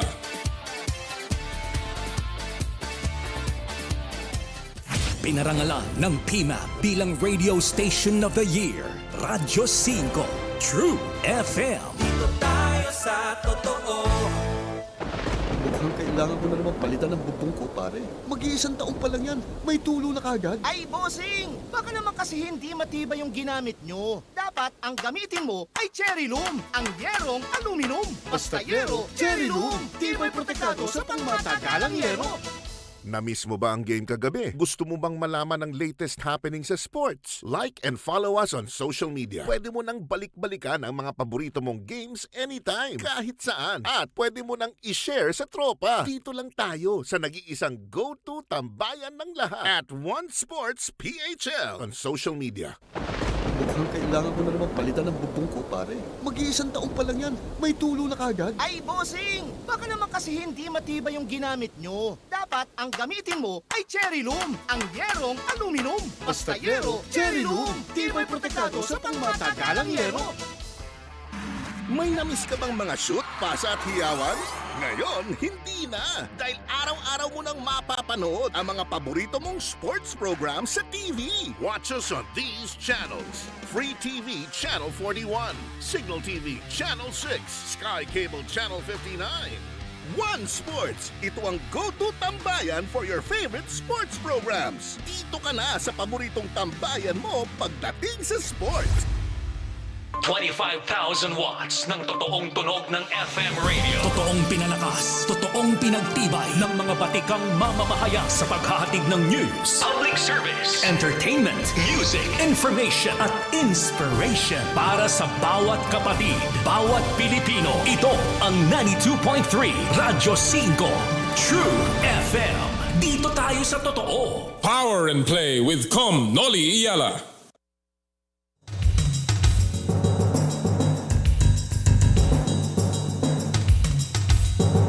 Muli po isang magandang umaga sa lahat po ng ating mga suki sa Los Baños, Laguna. Ha? Good morning everyone there. Ha? Sa Barya family at of course sa San Pablo City. Sa lahat po ng mga tiga SPC Medical Center. I'd also like to say hello to the Head Executive Assistant ng PTV4, ang aking pong very, very good friend si Tina Tan. Hi, Tita Tins. Hope you're doing well. At gusto ko pong batiin ng happy birthday ang isa ko pong matalik. Ito, nagpapabati ito. Yung kanyang dating boyfriend, ex-boyfriend niya, ngayon husband na niya, pinapabati ang misis niya. Kat De Vera, happy birthday. Now, 30-second ba? Huwag mong bubukuhin. Ito si Edward. Happy birthday, Kat. I hope you have a good day. Happy birthday also to Orly Trinidad. Ang aking pong mga kaibigan sa media, Orly Trinidad. Si Ira Panganiban, happy birthday also. And of course, my kumpare, Kinito Henson, kahapon, happy birthday. Ang dami nag-birthday itong October. I'd like to also say a belated happy birthday to my daughter, Mara, who is in Boston. Alright, bago tayo magpatuloy, gusto ko pong magpasalamat sa lahat po ng mga tagapagtaguyod ng Power and Play. 6 years and going strong ang Power and Play. Thank you, of course, to Cherry Loom, ang yerong may aluminum. Sa ganitong pabago-bago ang panahon, mga kapatid, sobrang init tapos biglang uulan. Kailangan natin ng matibay at protektadong bubong. Dapat ang bubong ay yerong may aluminum. Kapag may aluminum, tsak na pang matagalan. At isa lang ang alam kong dekalidad na yerong may aluminum, yan ang Cherry Loom, tibay protektado sa pang matagalang yero. Cherry Loom, ang yerong may aluminum. Thank you! Cherry Tiggo 5X Pro Hybrid. Elevate your driving experience with the all-new Cherry Tiggo 5X Pro Hybrid, where sustainability meets functionality. Get ready to embark on a journey of fuel efficiency and power like never before. Imagine cruising down the road with the impressive 1.5 turbocharged engine paired with a cutting-edge 48-volt hybrid system. This dynamic duo not only delivers exhilarating performance, but also slashes fuel consumption effectively, making each mile a step towards a greener planet. The all-new Cherry Tiggo 5X Pro Hybrid is also equipped with a 10.25-inch capacitive touchscreen with Apple CarPlay and Android Auto, full LED headlights and double-row daytime running lights for improved road visibility, auto trunk release, 6 supplemental restraint system airbags, and a quiet cabin for more peaceful Cherry drives. To learn more about the all-new Cherry Tiggo 5X Pro Hybrid, visit Cherry Auto Philippines website at www.cherryauto.ph or visit your nearest Cherry dealership. Thank you! Chooks to Go, ang nag-iisang manok ng bayan. Subukan ng kanilang pinakabagong oven-roasted chicken na mas pinasarap dahil sa nag-uumapaw na flavorful chicken juice. Try their harissa roast, sweet roast, and pepper roast variants. Subukan din Chooks to Stay, the first dine-in restaurant ng Chooks to Go. Chooks to Go, ang nag-iisang manok ng bayan. Thank you! True Religion is in the Philippines, where passion meets power. Experience it firsthand. For your best style choices, visit True Religion at Conrad S. Maison Mall of Asia Complex, Resorts World Manila, and Hacienda Designer Outlet, Silang, Cavite. Visit their newest branch at Grand Wing, Newport City, Resorts World Manila. True Religion, where passion meets power. Thank you!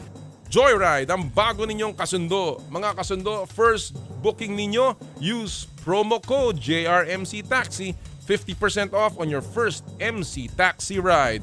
Book Joyride MC Taxi for safe, affordable, quality, and fast rides. Ano pa ang hinihintay nyo? Download the JR Super App on Google Play Store and the App Store. Joyride, ang bago ninyong kasundo. Thank you! Elms Seafood Paluto, the latest offering of the Elms Resto Bar Group, located at Unit 2 Ground Floor, Calle Bistro, Ever Commonwealth, Quezon City. Enjoy their delectable seafood menu in a relaxed casual dining atmosphere for your salo-salo seafood meal.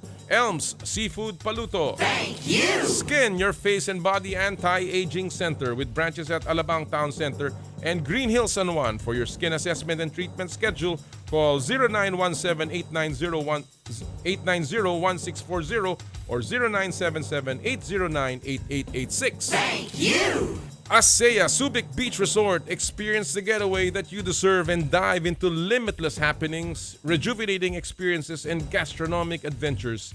ASEA Subic Beach Resort. Thank you! M2T Drink with malunggay, okra, and luya. Drink your gulay and fuel up on energy with M2T Drink, your natural source of electrolytes. Thank you! And Smart, live more today. Thank you! Maraming salamat po sa inyong lahat. Alright, at this point, we are very happy to have with us on the show, maybe one of the few interviews is given so far, the top pick, the top rookie for the upcoming season of the PBA. Played for the St. Mary's College of California when he was in college, and a pro that has played in the NBA D-League, in the Australian League, in Spain, in Poland, in Kazakhstan, Slovenia, Romania, among others. Of course, one of the top, when he was in college, he was one of the top steals guys in his conference. And now he begins a new career with the PBA. We're very happy to have with us today the top dog, Stephen Holt. Good morning, Stephen. Thanks for joining us this morning. Hey, good morning. Thank you for having me. Appreciate it. Really happy to have you. Well, first of all, when did you arrive in Manila, Stephen? Last week. So I've had a few training sessions with the guys and one tune-up game, but I'm officially over my jet lag and ready to continue practice and building chemistry with the guys and getting the season started. How has it been so far in the Philippines? Are you enjoying your first week of stay here? Yeah, it's really hot, obviously. But yeah, I'm enjoying the weather, enjoying my time, just walking around, seeing the malls, and just getting some good food. And again, it's going to be a great experience for me. Have you been here before? The first time I came to the Philippines was actually in June when I got my passport. So, I see.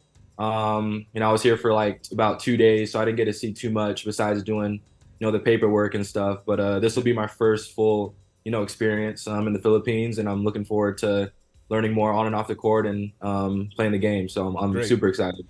Well, you were picked as the top pick overall in the last PBA draft. How does it feel to be the number one pick, Stephen?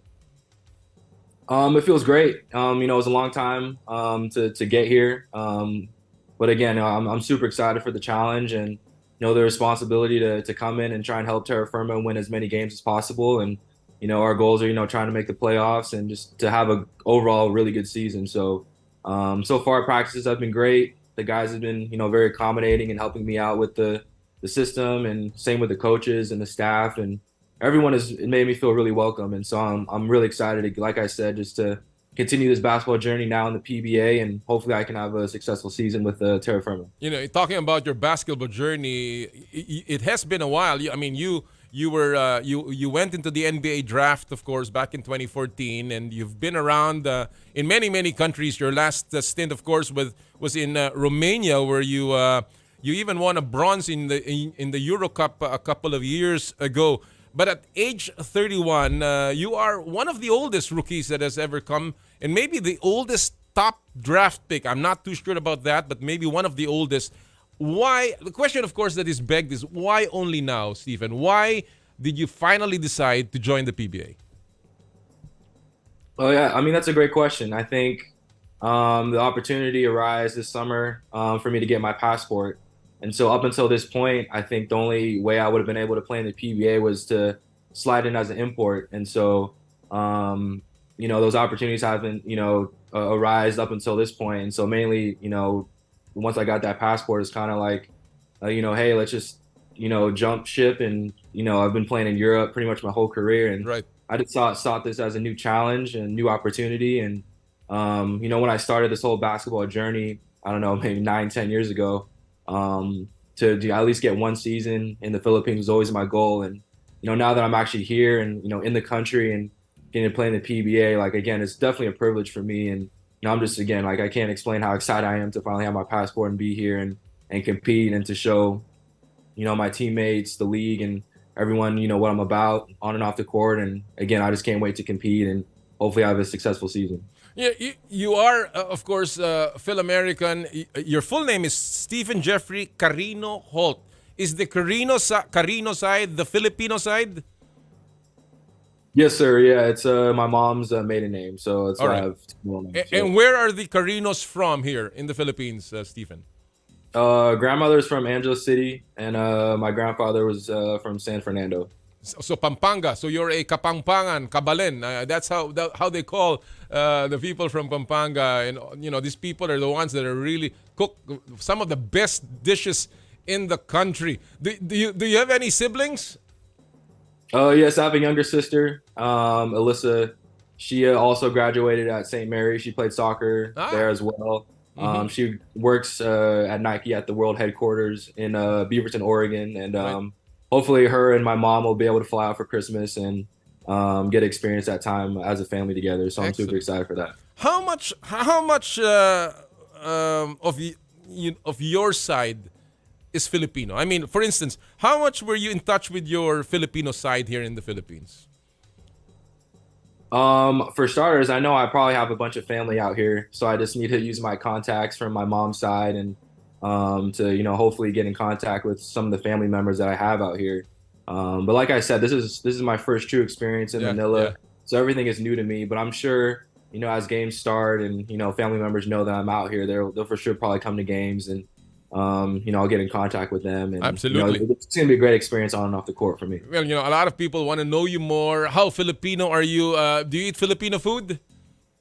Yeah, I mean, from time to time, my mom would cook Filipino food. I love lumpia, pancit, chicken adobo, all the basics. All the basics, yeah. And I'm definitely, like I said, if anyone has any recommendations for restaurants or anything in Manila, I'm all ears. So just shoot me a text or shoot me a message on Instagram, and I'll be glad to try some new restaurants. I certainly will tell my producer Mike Santillan to give you a lot of recommendations. He loves to eat. Awesome. All right. What about traditions? Do you follow Filipino traditions like going to the cemetery, visiting your dead, celebrations in Christmas, Holy Week, whatever it is?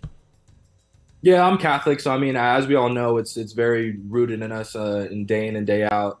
That's one of the main reasons why I can't wait for my family to come out for Christmas and experience, a true, Filipino Christmas as a family. So that's one of our bucket lists. And once the schedule comes out, I'll definitely book them some tickets, and hopefully they can, come out here for 2-3 weeks at a time. Oh, that'll be fun. Like I said, I'm super excited to actually be here and experience, all the traditions and getting a true Filipino experience. That'll be fun. We celebrate the longest Christmas season here. So, even now it's already Christmas in the Philippines. So you can imagine how much. I mean, I walked to one of the malls and they already have Christmas trees out. So absolutely. I was wondering where the Halloween decorations are, but you guys just skip straight to Christmas. So it's pretty funny. Well, Halloween will come. But, one of our traditions, of course, is basketball. And, of course, the PBA is the top league in the Philippines. Did you know about the PBA when you were growing up? I would say I mainly got notice of the PBA probably in college. That was the period of time when I got a lot of messages on social media of, hey, Steve, like, what's your next steps when you turn professional? Are you going to come to the PBA? Agents hitting me up and et cetera, et cetera. And that was when I first really, realized like, hey, there's a really good league in the Philippines. And obviously the national team hasn't yet transpired for me, obviously because of the rules of that the current FIBA has with the 16 and under passport and stuff. But again, everything comes full circle. And again, at the end of the day, I just really wanted to come out here and play a season or two and whatnot. And again, I'm just so thankful that I was able to finally get my passport after this so long period of time. And I'm finally out here and get to play for a great organization and a great group of guys. And again, like I said, we're working hard and hopefully we can have a successful season. Is there a particular person that talked to you about the PBA, showed you about the games and maybe a particular player that interested you in the PBA? I mean, I've had former teammates that I've played in the league before. I know Terrence Jones has played Philippines before with TNT. Diamond Simpson, he played at St. Mary's College as well. We weren't in the same year, but I think he played for the Aces for a few years. Yeah, Alaska, that's right. Michael Dunnigan was a teammate of mine in the G League. I think he played out here for a little bit. But yeah, they've all had some great things to say. It's definitely more of a unique year-round season for me. Obviously, Europe's, straight 9-10 months, but here, you guys break it down between 3 conferences with different rules, and obviously this upcoming season's only 2 conferences. But, I'm learning everything new day to day, and, I'm just taking it in stride and like I said, I'm just again I keep reiterating this, but I'm really happy to be here and just practicing with the guys and can't wait for games to start. You are joining a team that, well, let's be blunt about it, has not made the playoffs. Has made the playoffs only once, I believe, in their franchise history. They have they had a terrible, of course, year last year. Had a 3-31 record, and of course has struggled in their PBA journey. How do you feel about a team that's rebuilding, Steve? Yeah, I mean, again, the way we've started out preseason, I mean, we've won both our games so far, and I think just the mental belief that we can compete with any team in the league, and it just starts every day in practice. I mean, the only way you can get confidence in games is being confident in practice, and so this first week we've just been working hard, just trying to just gel, build this chemistry, and I really like our attitudes, and really like we can't control what happened last year. This is a new group, right? New team, new focus, and so again, we just have to just stack little wins, and how we do that is having great practices, great weeks of practice, and then just let it all roll out whenever the games come. So what is that's just my mentality, and just again, I'm just trying to show as much leadership I can, even though I'm deemed a rookie. I'm definitely not a rookie with my experience, and the coaches know that, my teammates know that, and they know. So certainly what I'm about. I'm a hard worker, a good teammate, and just want to win. So hopefully I can bring that to this group. Have they accepted you in that role already, knowing that you are a rookie, but you are of age and you've had so much experience? What has been your impression so far of your team? Yeah, I mean, just the willingness to let me play my game. I mean, to a fault. I mean, I'm almost too unselfish. But in this role with this team, and obviously being the first round draft pick and having the background that I do, I'm definitely gonna have to be more of a scorer. Maybe force some shots, which I'm totally not really used to in Europe, just trying to play the right way. But again, it just comes with time, it comes with practice, and just my mental approach to the game. And so I'm definitely gonna have to shift my focus on that, just trying to be aggressive on every single possession, just trying to create for myself and for my teammates. And at the end of the day, I'm just going to do my best to try and win and help the group. Well, you're known not only as a scorer, but also on your defense. You led your college in steals. You led your conference in steals. Even your highlights show a lot of that, the way you play the passing lanes. Do you think that this energy that you bring, particularly on defense, is going to rub off on your team? And what else do you bring to the table for Terra Firma? Yeah, absolutely. I've always taken pride in being a two-way player. It's easy to score and shoot shots, but you have to defend and make sure your man doesn't score and get stops as a team. That's the only way you can win and stack the lead. But yeah, again, it all starts in practice. It's building confidence on the offensive end and on the defensive end as a team. And so I'm just trying to do that, pick up full court, communicate with my teammates on the floor, and again, just be a leader. And I've always been that way with my voice, but also with my actions. So everything's aligning. Again, we just have to go out and prove it, and hopefully we can do that this year. The PBA is a tough league. It's a very physical league. What do you think will be your biggest adjustment to this kind of style, this Philippine basketball style? Again, I think just looking at the box scores and just how the games go. I mean, I haven't played in 12-minute quarters. Europe's 10 minutes. The amount of minutes I'll probably play this season, probably above 30 in each game. And typically in Europe, I've been playing between 20 to 25. Obviously, could reach 30 in a game. So conditioning is going to have to be elite. Right. Again, like I said, I'm a two-way player, so I'm probably not going to take any possessions off on the defensive end. So even more so with a 48-minute game, I'm going to have to be in elite shape. And I've always been in good shape and haven't been any injuries, any surgeries, anything like that. I've, again, taken pride in taking care of my body on and off the court. So again, I think those are probably just the little adjustments. And, everyone's told me how physical the league is. And obviously players will probably try and, test me and being a new guy on the floor and just the expectation of being the number one pick. But, again, at the end of the day, all I can do is control what I can control. And that's just playing hard, being a good teammate, and yeah, again, all I can do is control what I can control. Are you looking already at the Rookie of the Year here and being the top pick? Does that put more pressure on you to win the ROI? To be honest, I haven't even thought about that. I mean, it's ironic, trying to win a rookie award, but, I don't see it as a rookie award since I've been playing professional basketball for 10 years. And so I'm more focused on trying to, achieve the goals that Terraformer hasn't been able to achieve. I mean, you said they've won 3 games last season. And so I think it'd be more impressive and more important for me to help this group reach the playoffs and win as many games as possible. I think that'll be more of a meaningful season for me than winning Rookie of the Year for sure. Excellent. Well, before I let you go, I know it's going to be a long career for you here in the PBA. You signed a 2-year contract with Terra Firma, and obviously, once the fans begin to see your game, this will certainly become home to you. What are you most looking forward to in your stay, not only in the PBA but I guess in the Philippines? Yeah, I mean, just like you said, just getting to know the fans and just the culture and the basketball community.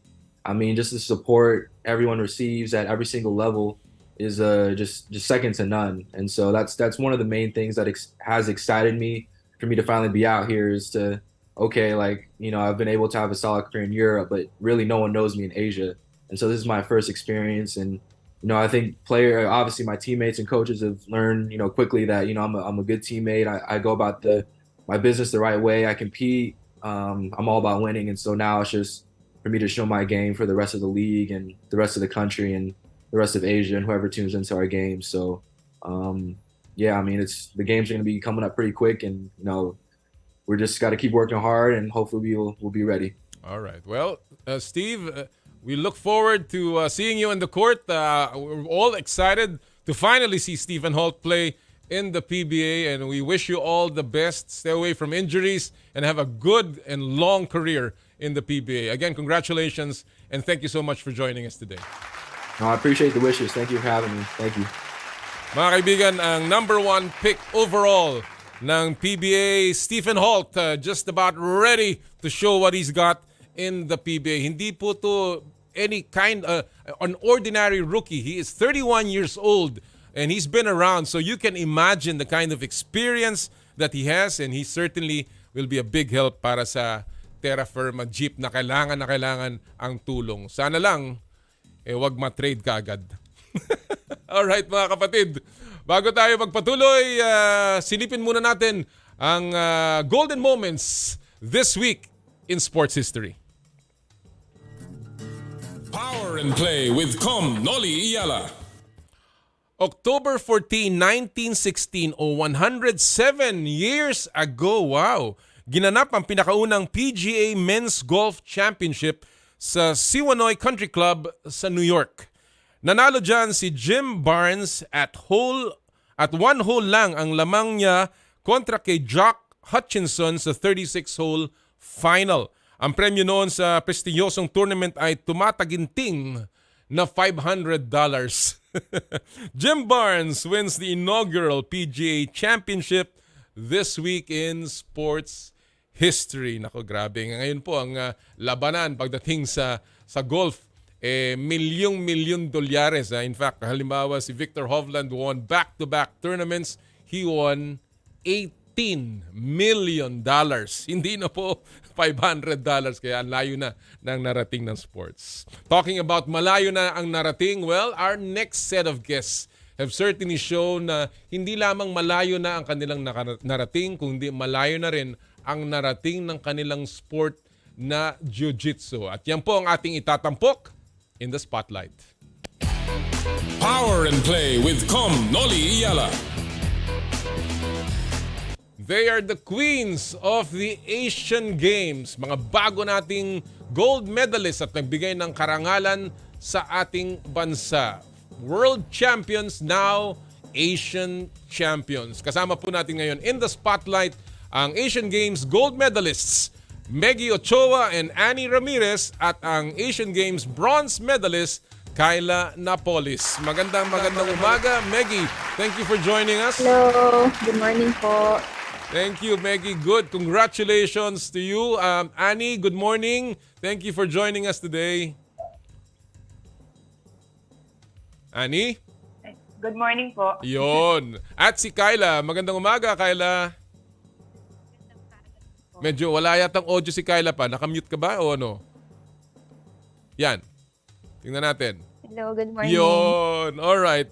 Well, again, congratulations, ladies, sa inyong pagbibigay ng karangalan, pambihira. When I see your videos over and over again, nakakataba ng puso, tumataas ang balahibo ng aking katawan at talaga pong ako'y tuwang-tuwa sa inyong nagawa. And let me begin with this.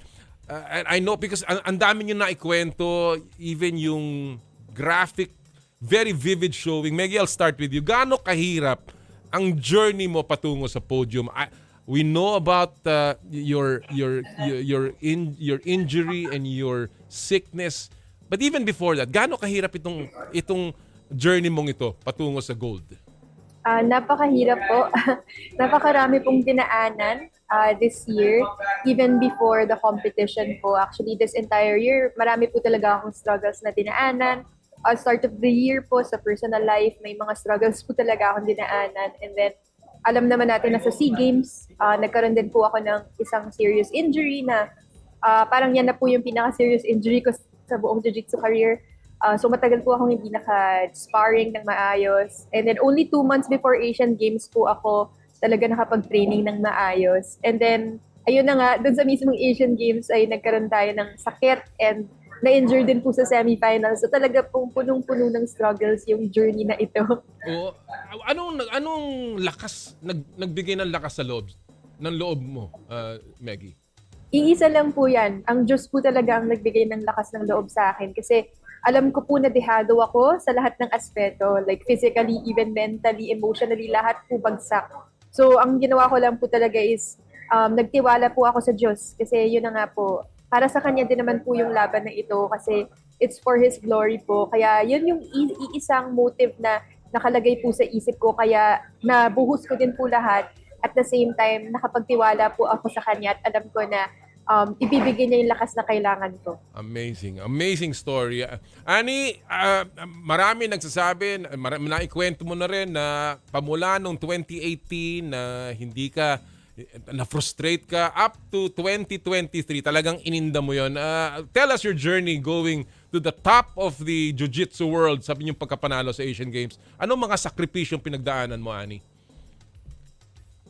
I guess marami pong sakripisyo na pinagdadaanan yung isang athlete towards to competition. Nandun na po yung quality time with the family, social life. So, syempre po, for the sake na makapag-training ng maayos or yun. So, mas maraming time po yung ginugugol namin sa mat time rather than sa mga socialization, family time, like marami ako namimiss na mga occasions sa family side ko. So, isa po yun sa mga sacrifices. In the same time, syempre, even though na somehow may injuries ka, ganun. Parang, pero, during the actual game, meron ka bang naging agam-agam? Meron ka bang mga concerns just before you went into the finals? Actually po, sa awa naman ng Diyos, wala. Parang very clear naman yung mind ko. At first, syempre, yung a day before ng laban, nandun yung kaba, talagang kinakabahan ka. I think normal naman yun. Pero masaya po ako na during the day itself, binigay ni God yung kailangan ko. At yung hinihingi ko lang talaga sa Kanya is clear mind na magawa ko yung best ko. Yun lang naman po talaga yung lagi kong dinadasal every match na meron ako. Magkaroon ako ng clear mind. So, yun naman po, binigay naman niya yun. So, masaya po ako. Kyla, ikaw, bagamat hindi ka umabot sa gold medal game, still bronze medal ang nakuha mo at ang karangalang ibinigay mo sa ating bansa. You have been on the top as in the World Championships, of course. Kyla, gaano kahirap naman ang iyong naging ang paglalakbay patungo sa bronze medal? Siyempre, yung bronze medal, mahirap din siyang kunin. Nandun yung kakatalo lang, tapos kailangan mong bumawi para makuha yung medal. So, ayun, yung tumulong sa akin sila, Annie and Maggie din dun sa warm-up area. Sila yung nag-warm up sa akin, tsaka sila din yung nag-pray before nung match ko for the bronze medal. I wanna ask about that kasi mukhang itong jiu-jitsu community is very close.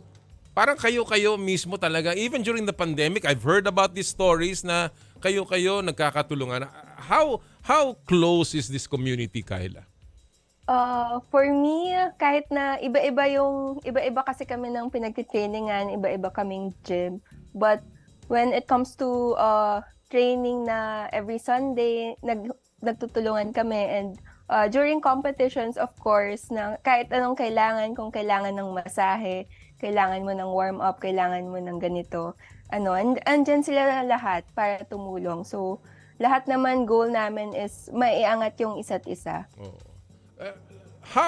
What has been the key to success here, ladies? Let me begin with Maggie. What has been the key para sa inyo, sa tingin mo, dito sa Asian Games? Bakit naging very, very successful ang jiu-jitsu, ang sport ng jiu-jitsu over all the NSAs? 2 gold medals, 1 bronze medal, the most successful NSA and sport in the Asian Games. Maggie, what has been the key so far? Sa totoo lang po, I believe na bawat isa po kasi iba yung naging key. Iba-iba po yung motivation ng bawat isa. Pero I think as a whole, ang naging key po kasi 2018 we had a very disappointing turnout. And then I think from there po, parang nag-promise kami na this will never happen again. And then we will move forward from here. We will get better from here. And then everybody did their homework. Everyone did what they had to do. From 2018 going towards 2023, talagang ginawa po namin ang lahat. Nandyan yung nag-build ng experience sa mga ibang competitions. We went through several training camps. So everyone really did what they had to do. And ayun po, dito nakamit natin yung mga medalya na nararapat na makamit. I know, of course, na si Maggie, you have competed in, sabi mo nga, yung iba't ibang mga competitions, no? Annie, ganun ka rin. And of course, also Kyla, gaano kahalaga yon, Annie, for you? Yung exposure mo in your, in the sport itself, all over the world, and of course, yung training na nakuha mo in your training camps. Siyempre po, napakahalaga po sa isang contact sport yung training and exposure po kasi doon po namin binibuild up yung mga next na pwede namin i-improve ba kung sakaling matalo-manalo man po yan, may natututunan po kami doon eh. So yun po yung dinadala namin for the future competition, which is nga po ito yung nangyari ngayon. So very crucial po sa part namin yung malalakas na training partner. So, aside po sa local trainings, nagde-decided kami mag-training abroad. So, ayun po. Very, po talaga. I think,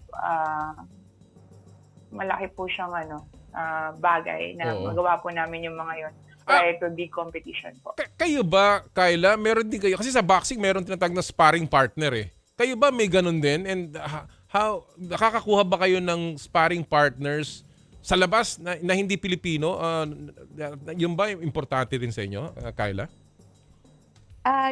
Yes po, yung jiu-jitsu po is hindi po siya parang kaya na sarili mo lang. Kailangan niyo po talaga ng sparring partner na ka-training na iba-ibang size, mas maganda. So yun nga po yung international exposure, yung mga training, tsaka training international and local. Yun po yung nakakatulong talaga po sa amin. Oo. Well, but of course, merong hirap, meron din namang sarap, meron ding saya sa inyong naging paglalakbay patungo sa tuktok ng Asian Games. And what was the most fun part of the journey for you, Maggie? Sa totoo lang po, yung buong journey is fun kasi mahal po namin yung sport na to. Just the fact of being able to train with the best in the world sa training camps po namin, although mahirap siya physically, even mentally and emotionally, hindi po nawawala yung joy eh. It's always a joyful experience to be able to do the training camps. And then even the actual competition itself, may kaba, minsan may anxiety pa yan. Pero kahit pa paano po, may halo po talagang joy eh. Parang I always look forward to competitions kasi parang dito po talagang nagsisink in na napakalaking privilege nitong meron po kami. Sabi ko nga, very successful ang jiu-jitsu in the Asian Games. Annie, are you sending a message na dapat bigyan ng mas malaking attention pa ang mga sports katulad ng jiu-jitsu, a lot of combat sports na siguro hindi nyo nakukuha kung ihahambing sa mga more popular and commercially oriented sports. Are you sending a message to not only the I guess sports officials but to the private sector, Ani? Opo. Opo, kasi syempre, I guess, dun po sa resulta namin sa Asian Games, I guess, sana po maging eye-opener po yun sa ating lahat, not just the government or then the private sector din po na tumutulong at sumusuporta po sa mga sport po natin na sana po bigyan din po nila ng pansin yung sport na like the contact sport, jiu-jitsu, especially po. Kasi very high-reach medal po tayo dyan. Tama. Kasi po weight category po yun. So hindi po siya nagbe-base sa height, sa weight ng isang individual. Then, yun nga po, I guess Filipino mas magaling, magaling po talaga tayo sa contact sport, even the other contact sport like boxing, di ba po? So, ayun po, sana po maging yung naging resulta po namin sa Asian Games is mas makatulong po na mas mabigyan po kami ng pansin ng mga ating taga-suporta, mga sumusuporta po sa sport. Kasi yun nga po, napakalaking bagay po. Wala man po kami sa Olympics, pero yung mga ibang competition po na existing para po sa Jiu-Jitsu is na bibigay naman po namin yung magandang result. Kayla, ano pang kulang? In other words, ano ba bang kailangan ng Jiu-Jitsu sa tingin mo? Now that you have sent this message, hoy, pansinin nyo kami ha. Kami, kaya namin mag-medal sa Asian Games na akala nyo hindi namin magagawa. Ano pa ang kailangan ng Jiu-Jitsu para lalo pang, I guess, lumakas ang programa dito sa bansa? Well, I guess po yung continuous support para sa mga international competitions and local competitions. And yung training camps po talaga yung sobrang game-changing for me. Kasi ngayon po nagkakaroon na po ng support sa amin. First time ko lang po makapag-exposure sa international training. So yun po talaga yung nung since 2018 nung wala akong medal, then now parang nag-i-improve na yung game ko because of the exposure. So yun po yung support po talaga ng government yung kailangan. Maggie, you are one of the most experienced, of course. Magsinasabing gano'n yung exposure. Kasi konti lang naman ang kailangan yung infrastructure. Mat lang naman yan, di ba? I mean, a good gym with nice mats, of course. But it is really the exposure siguro, yung laban, yung competition. Yun ang mahal Kasi you have to stay in places, you have to be relocated, di ba? You have to stay there. And yun ba ang talagang sa tingin mo importante for this sport to further grow and also for search of talent? Ano pang kailangan ninyo, Maggie? Actually, sa totoo lang po, marami pa pong kulang. I think, number one, kailangan pong mag-work together ng private sector. Alam ko po kasi hindi ganun ka-popular pa yung sport of jiu-jitsu. So, hindi kami nakakuha masyado ng private sponsors kasi kulang pa po yung exposure na nakukuha namin. So, of course, nandun yung support ng media. Nagpapasalamat kami sa mga nag-feature sa amin kasi syempre para po dun sa mga private sponsors, ang important po kasi sa kanila is kilala yung sport, kilala yung mga isa-sponsor nila. So ngayon po, syempre kailangan mag-work together ng media, ng private sector para lalo pong dumami yung pondo na papasok dito sa sport kasi alam naman po natin na yung gobyerno po limitado lang din po kasi po syempre limited lang din yung funds ng Philippine Sports Commission dahil napakarami nilang sports na sinusponsoran. So sana po kahit yung private sector makita po nila na maganda mag-invest dito sa sport ng jiu-jitsu kasi nga po sa ngayon po hindi pa po siya ganun kakilala pero sana po lalo po siyang makilala dahil dito and then lalong dumami yung mga bata na magpa-practice ng sport. And then eventually po parang maging na po siya, parang yung Pilipinas sana makilala siya bilang isang bansa po na talagang talamak po yung jiu-jitsu. And ayun, sigurado po talaga ako na pag lalong makilala yung sport na ito, lalo pa pong dadami yung mga medalya na makukuha natin dito. Oo, definitely. Nakikita ko nga sa likod mo yung mga nagtitraining, mga kabataan. Talagang... Yes po, nasa kids class po ako ngayon, nag-step out lang po ako para po dito sa interview. Sana nga tuloy-tuloy ang pagdadami pa ng mga lalaban para sa Jiu-Jitsu. Alright, let me just end this interview. More summits to conquer, obviously, for the three of you. What's next para sa iyo, Kyla? Anong susunod na pinaghahandaan mo?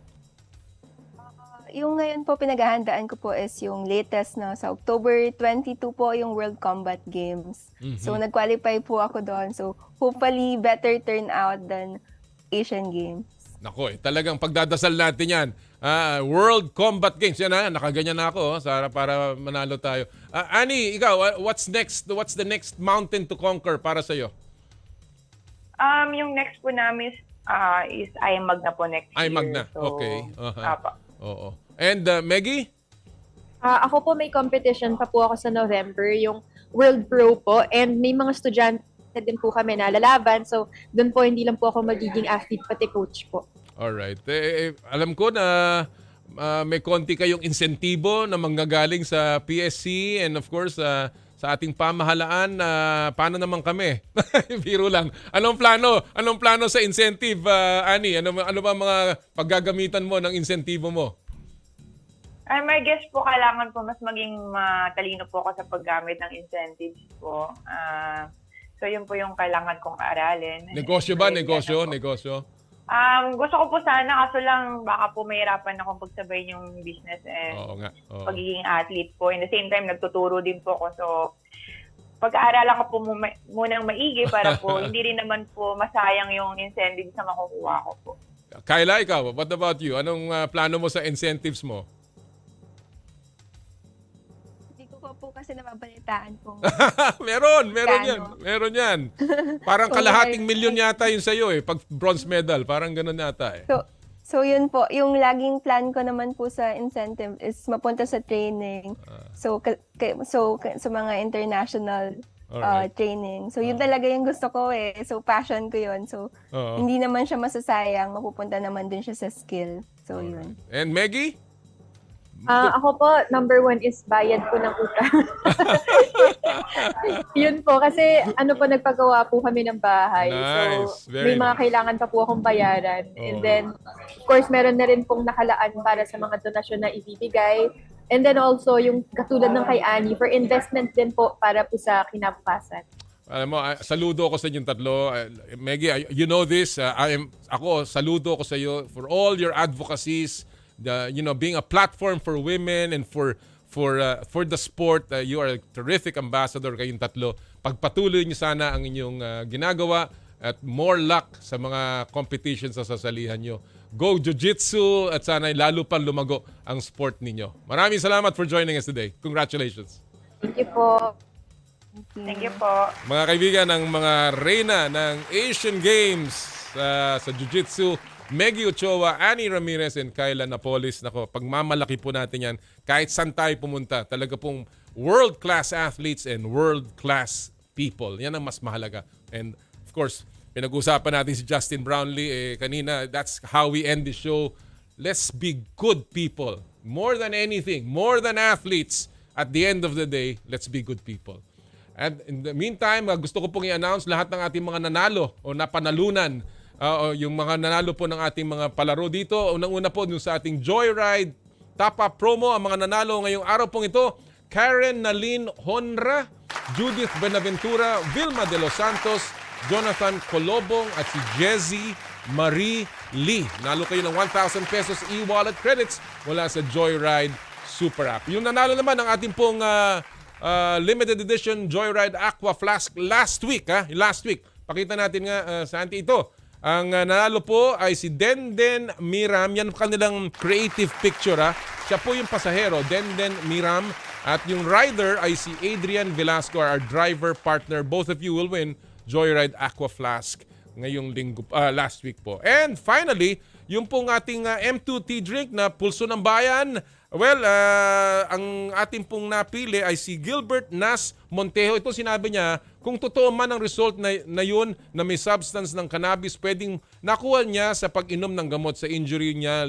Legal naman sa Amerika ito or propaganda ito ng China dahil hindi pa rin sila makamove on sa pagkatalo nila sa ating panalo is panalo. Kaya naniniwala ako na wala itong epekto sa pagka-gold natin sa basketball. Bawi silang sila marami pa naman Asian Games Tournament. Congratulations kay Gilbert Nas Monteo.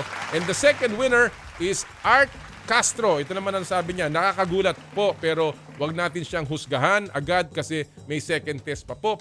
Paglagay ko po, may kinalaman po dito yung operation niya before the Asian Games. Congratulations also kay Art. Again, wala pong nanghuhusga. At the end of the day, as I said, let's just all be good people. Ang importante po, hindi po yung medalya. Ang importante po kung anong gagawin natin pagkatapos na tayo po ay manalo. Yan po ang mahalaga. Alright mga kapatid, that'll do it for us this Saturday. Marami po salamat sa inyong pagsubaybay. Lagi at sana makita-kita tayo next week. Dito po sa Power and Play tuwing Sabado, bawal ang masungit. At sa lahat po ng ating gawain at Bayoran Dei Gloriam, all for the greater glory of God. Kami po ang 1PH. Teleserbisyo para sa Pilipino. Susunod na po ang inyong paboritong inay ko po. Happy Sports Weekend mga kapatid! More power, more play.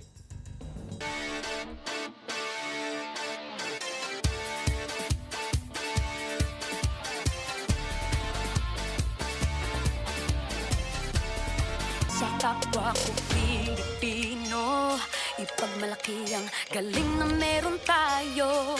Ilantad ang likas nating talento at magdala ng saya sa mundo.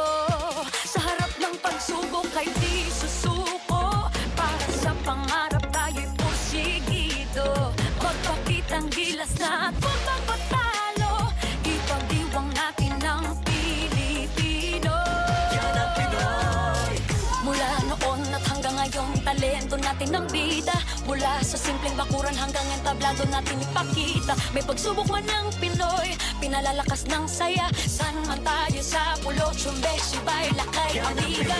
Sama-samang pakita ang galing natin katropa. Sa kapwa ko Pilipino.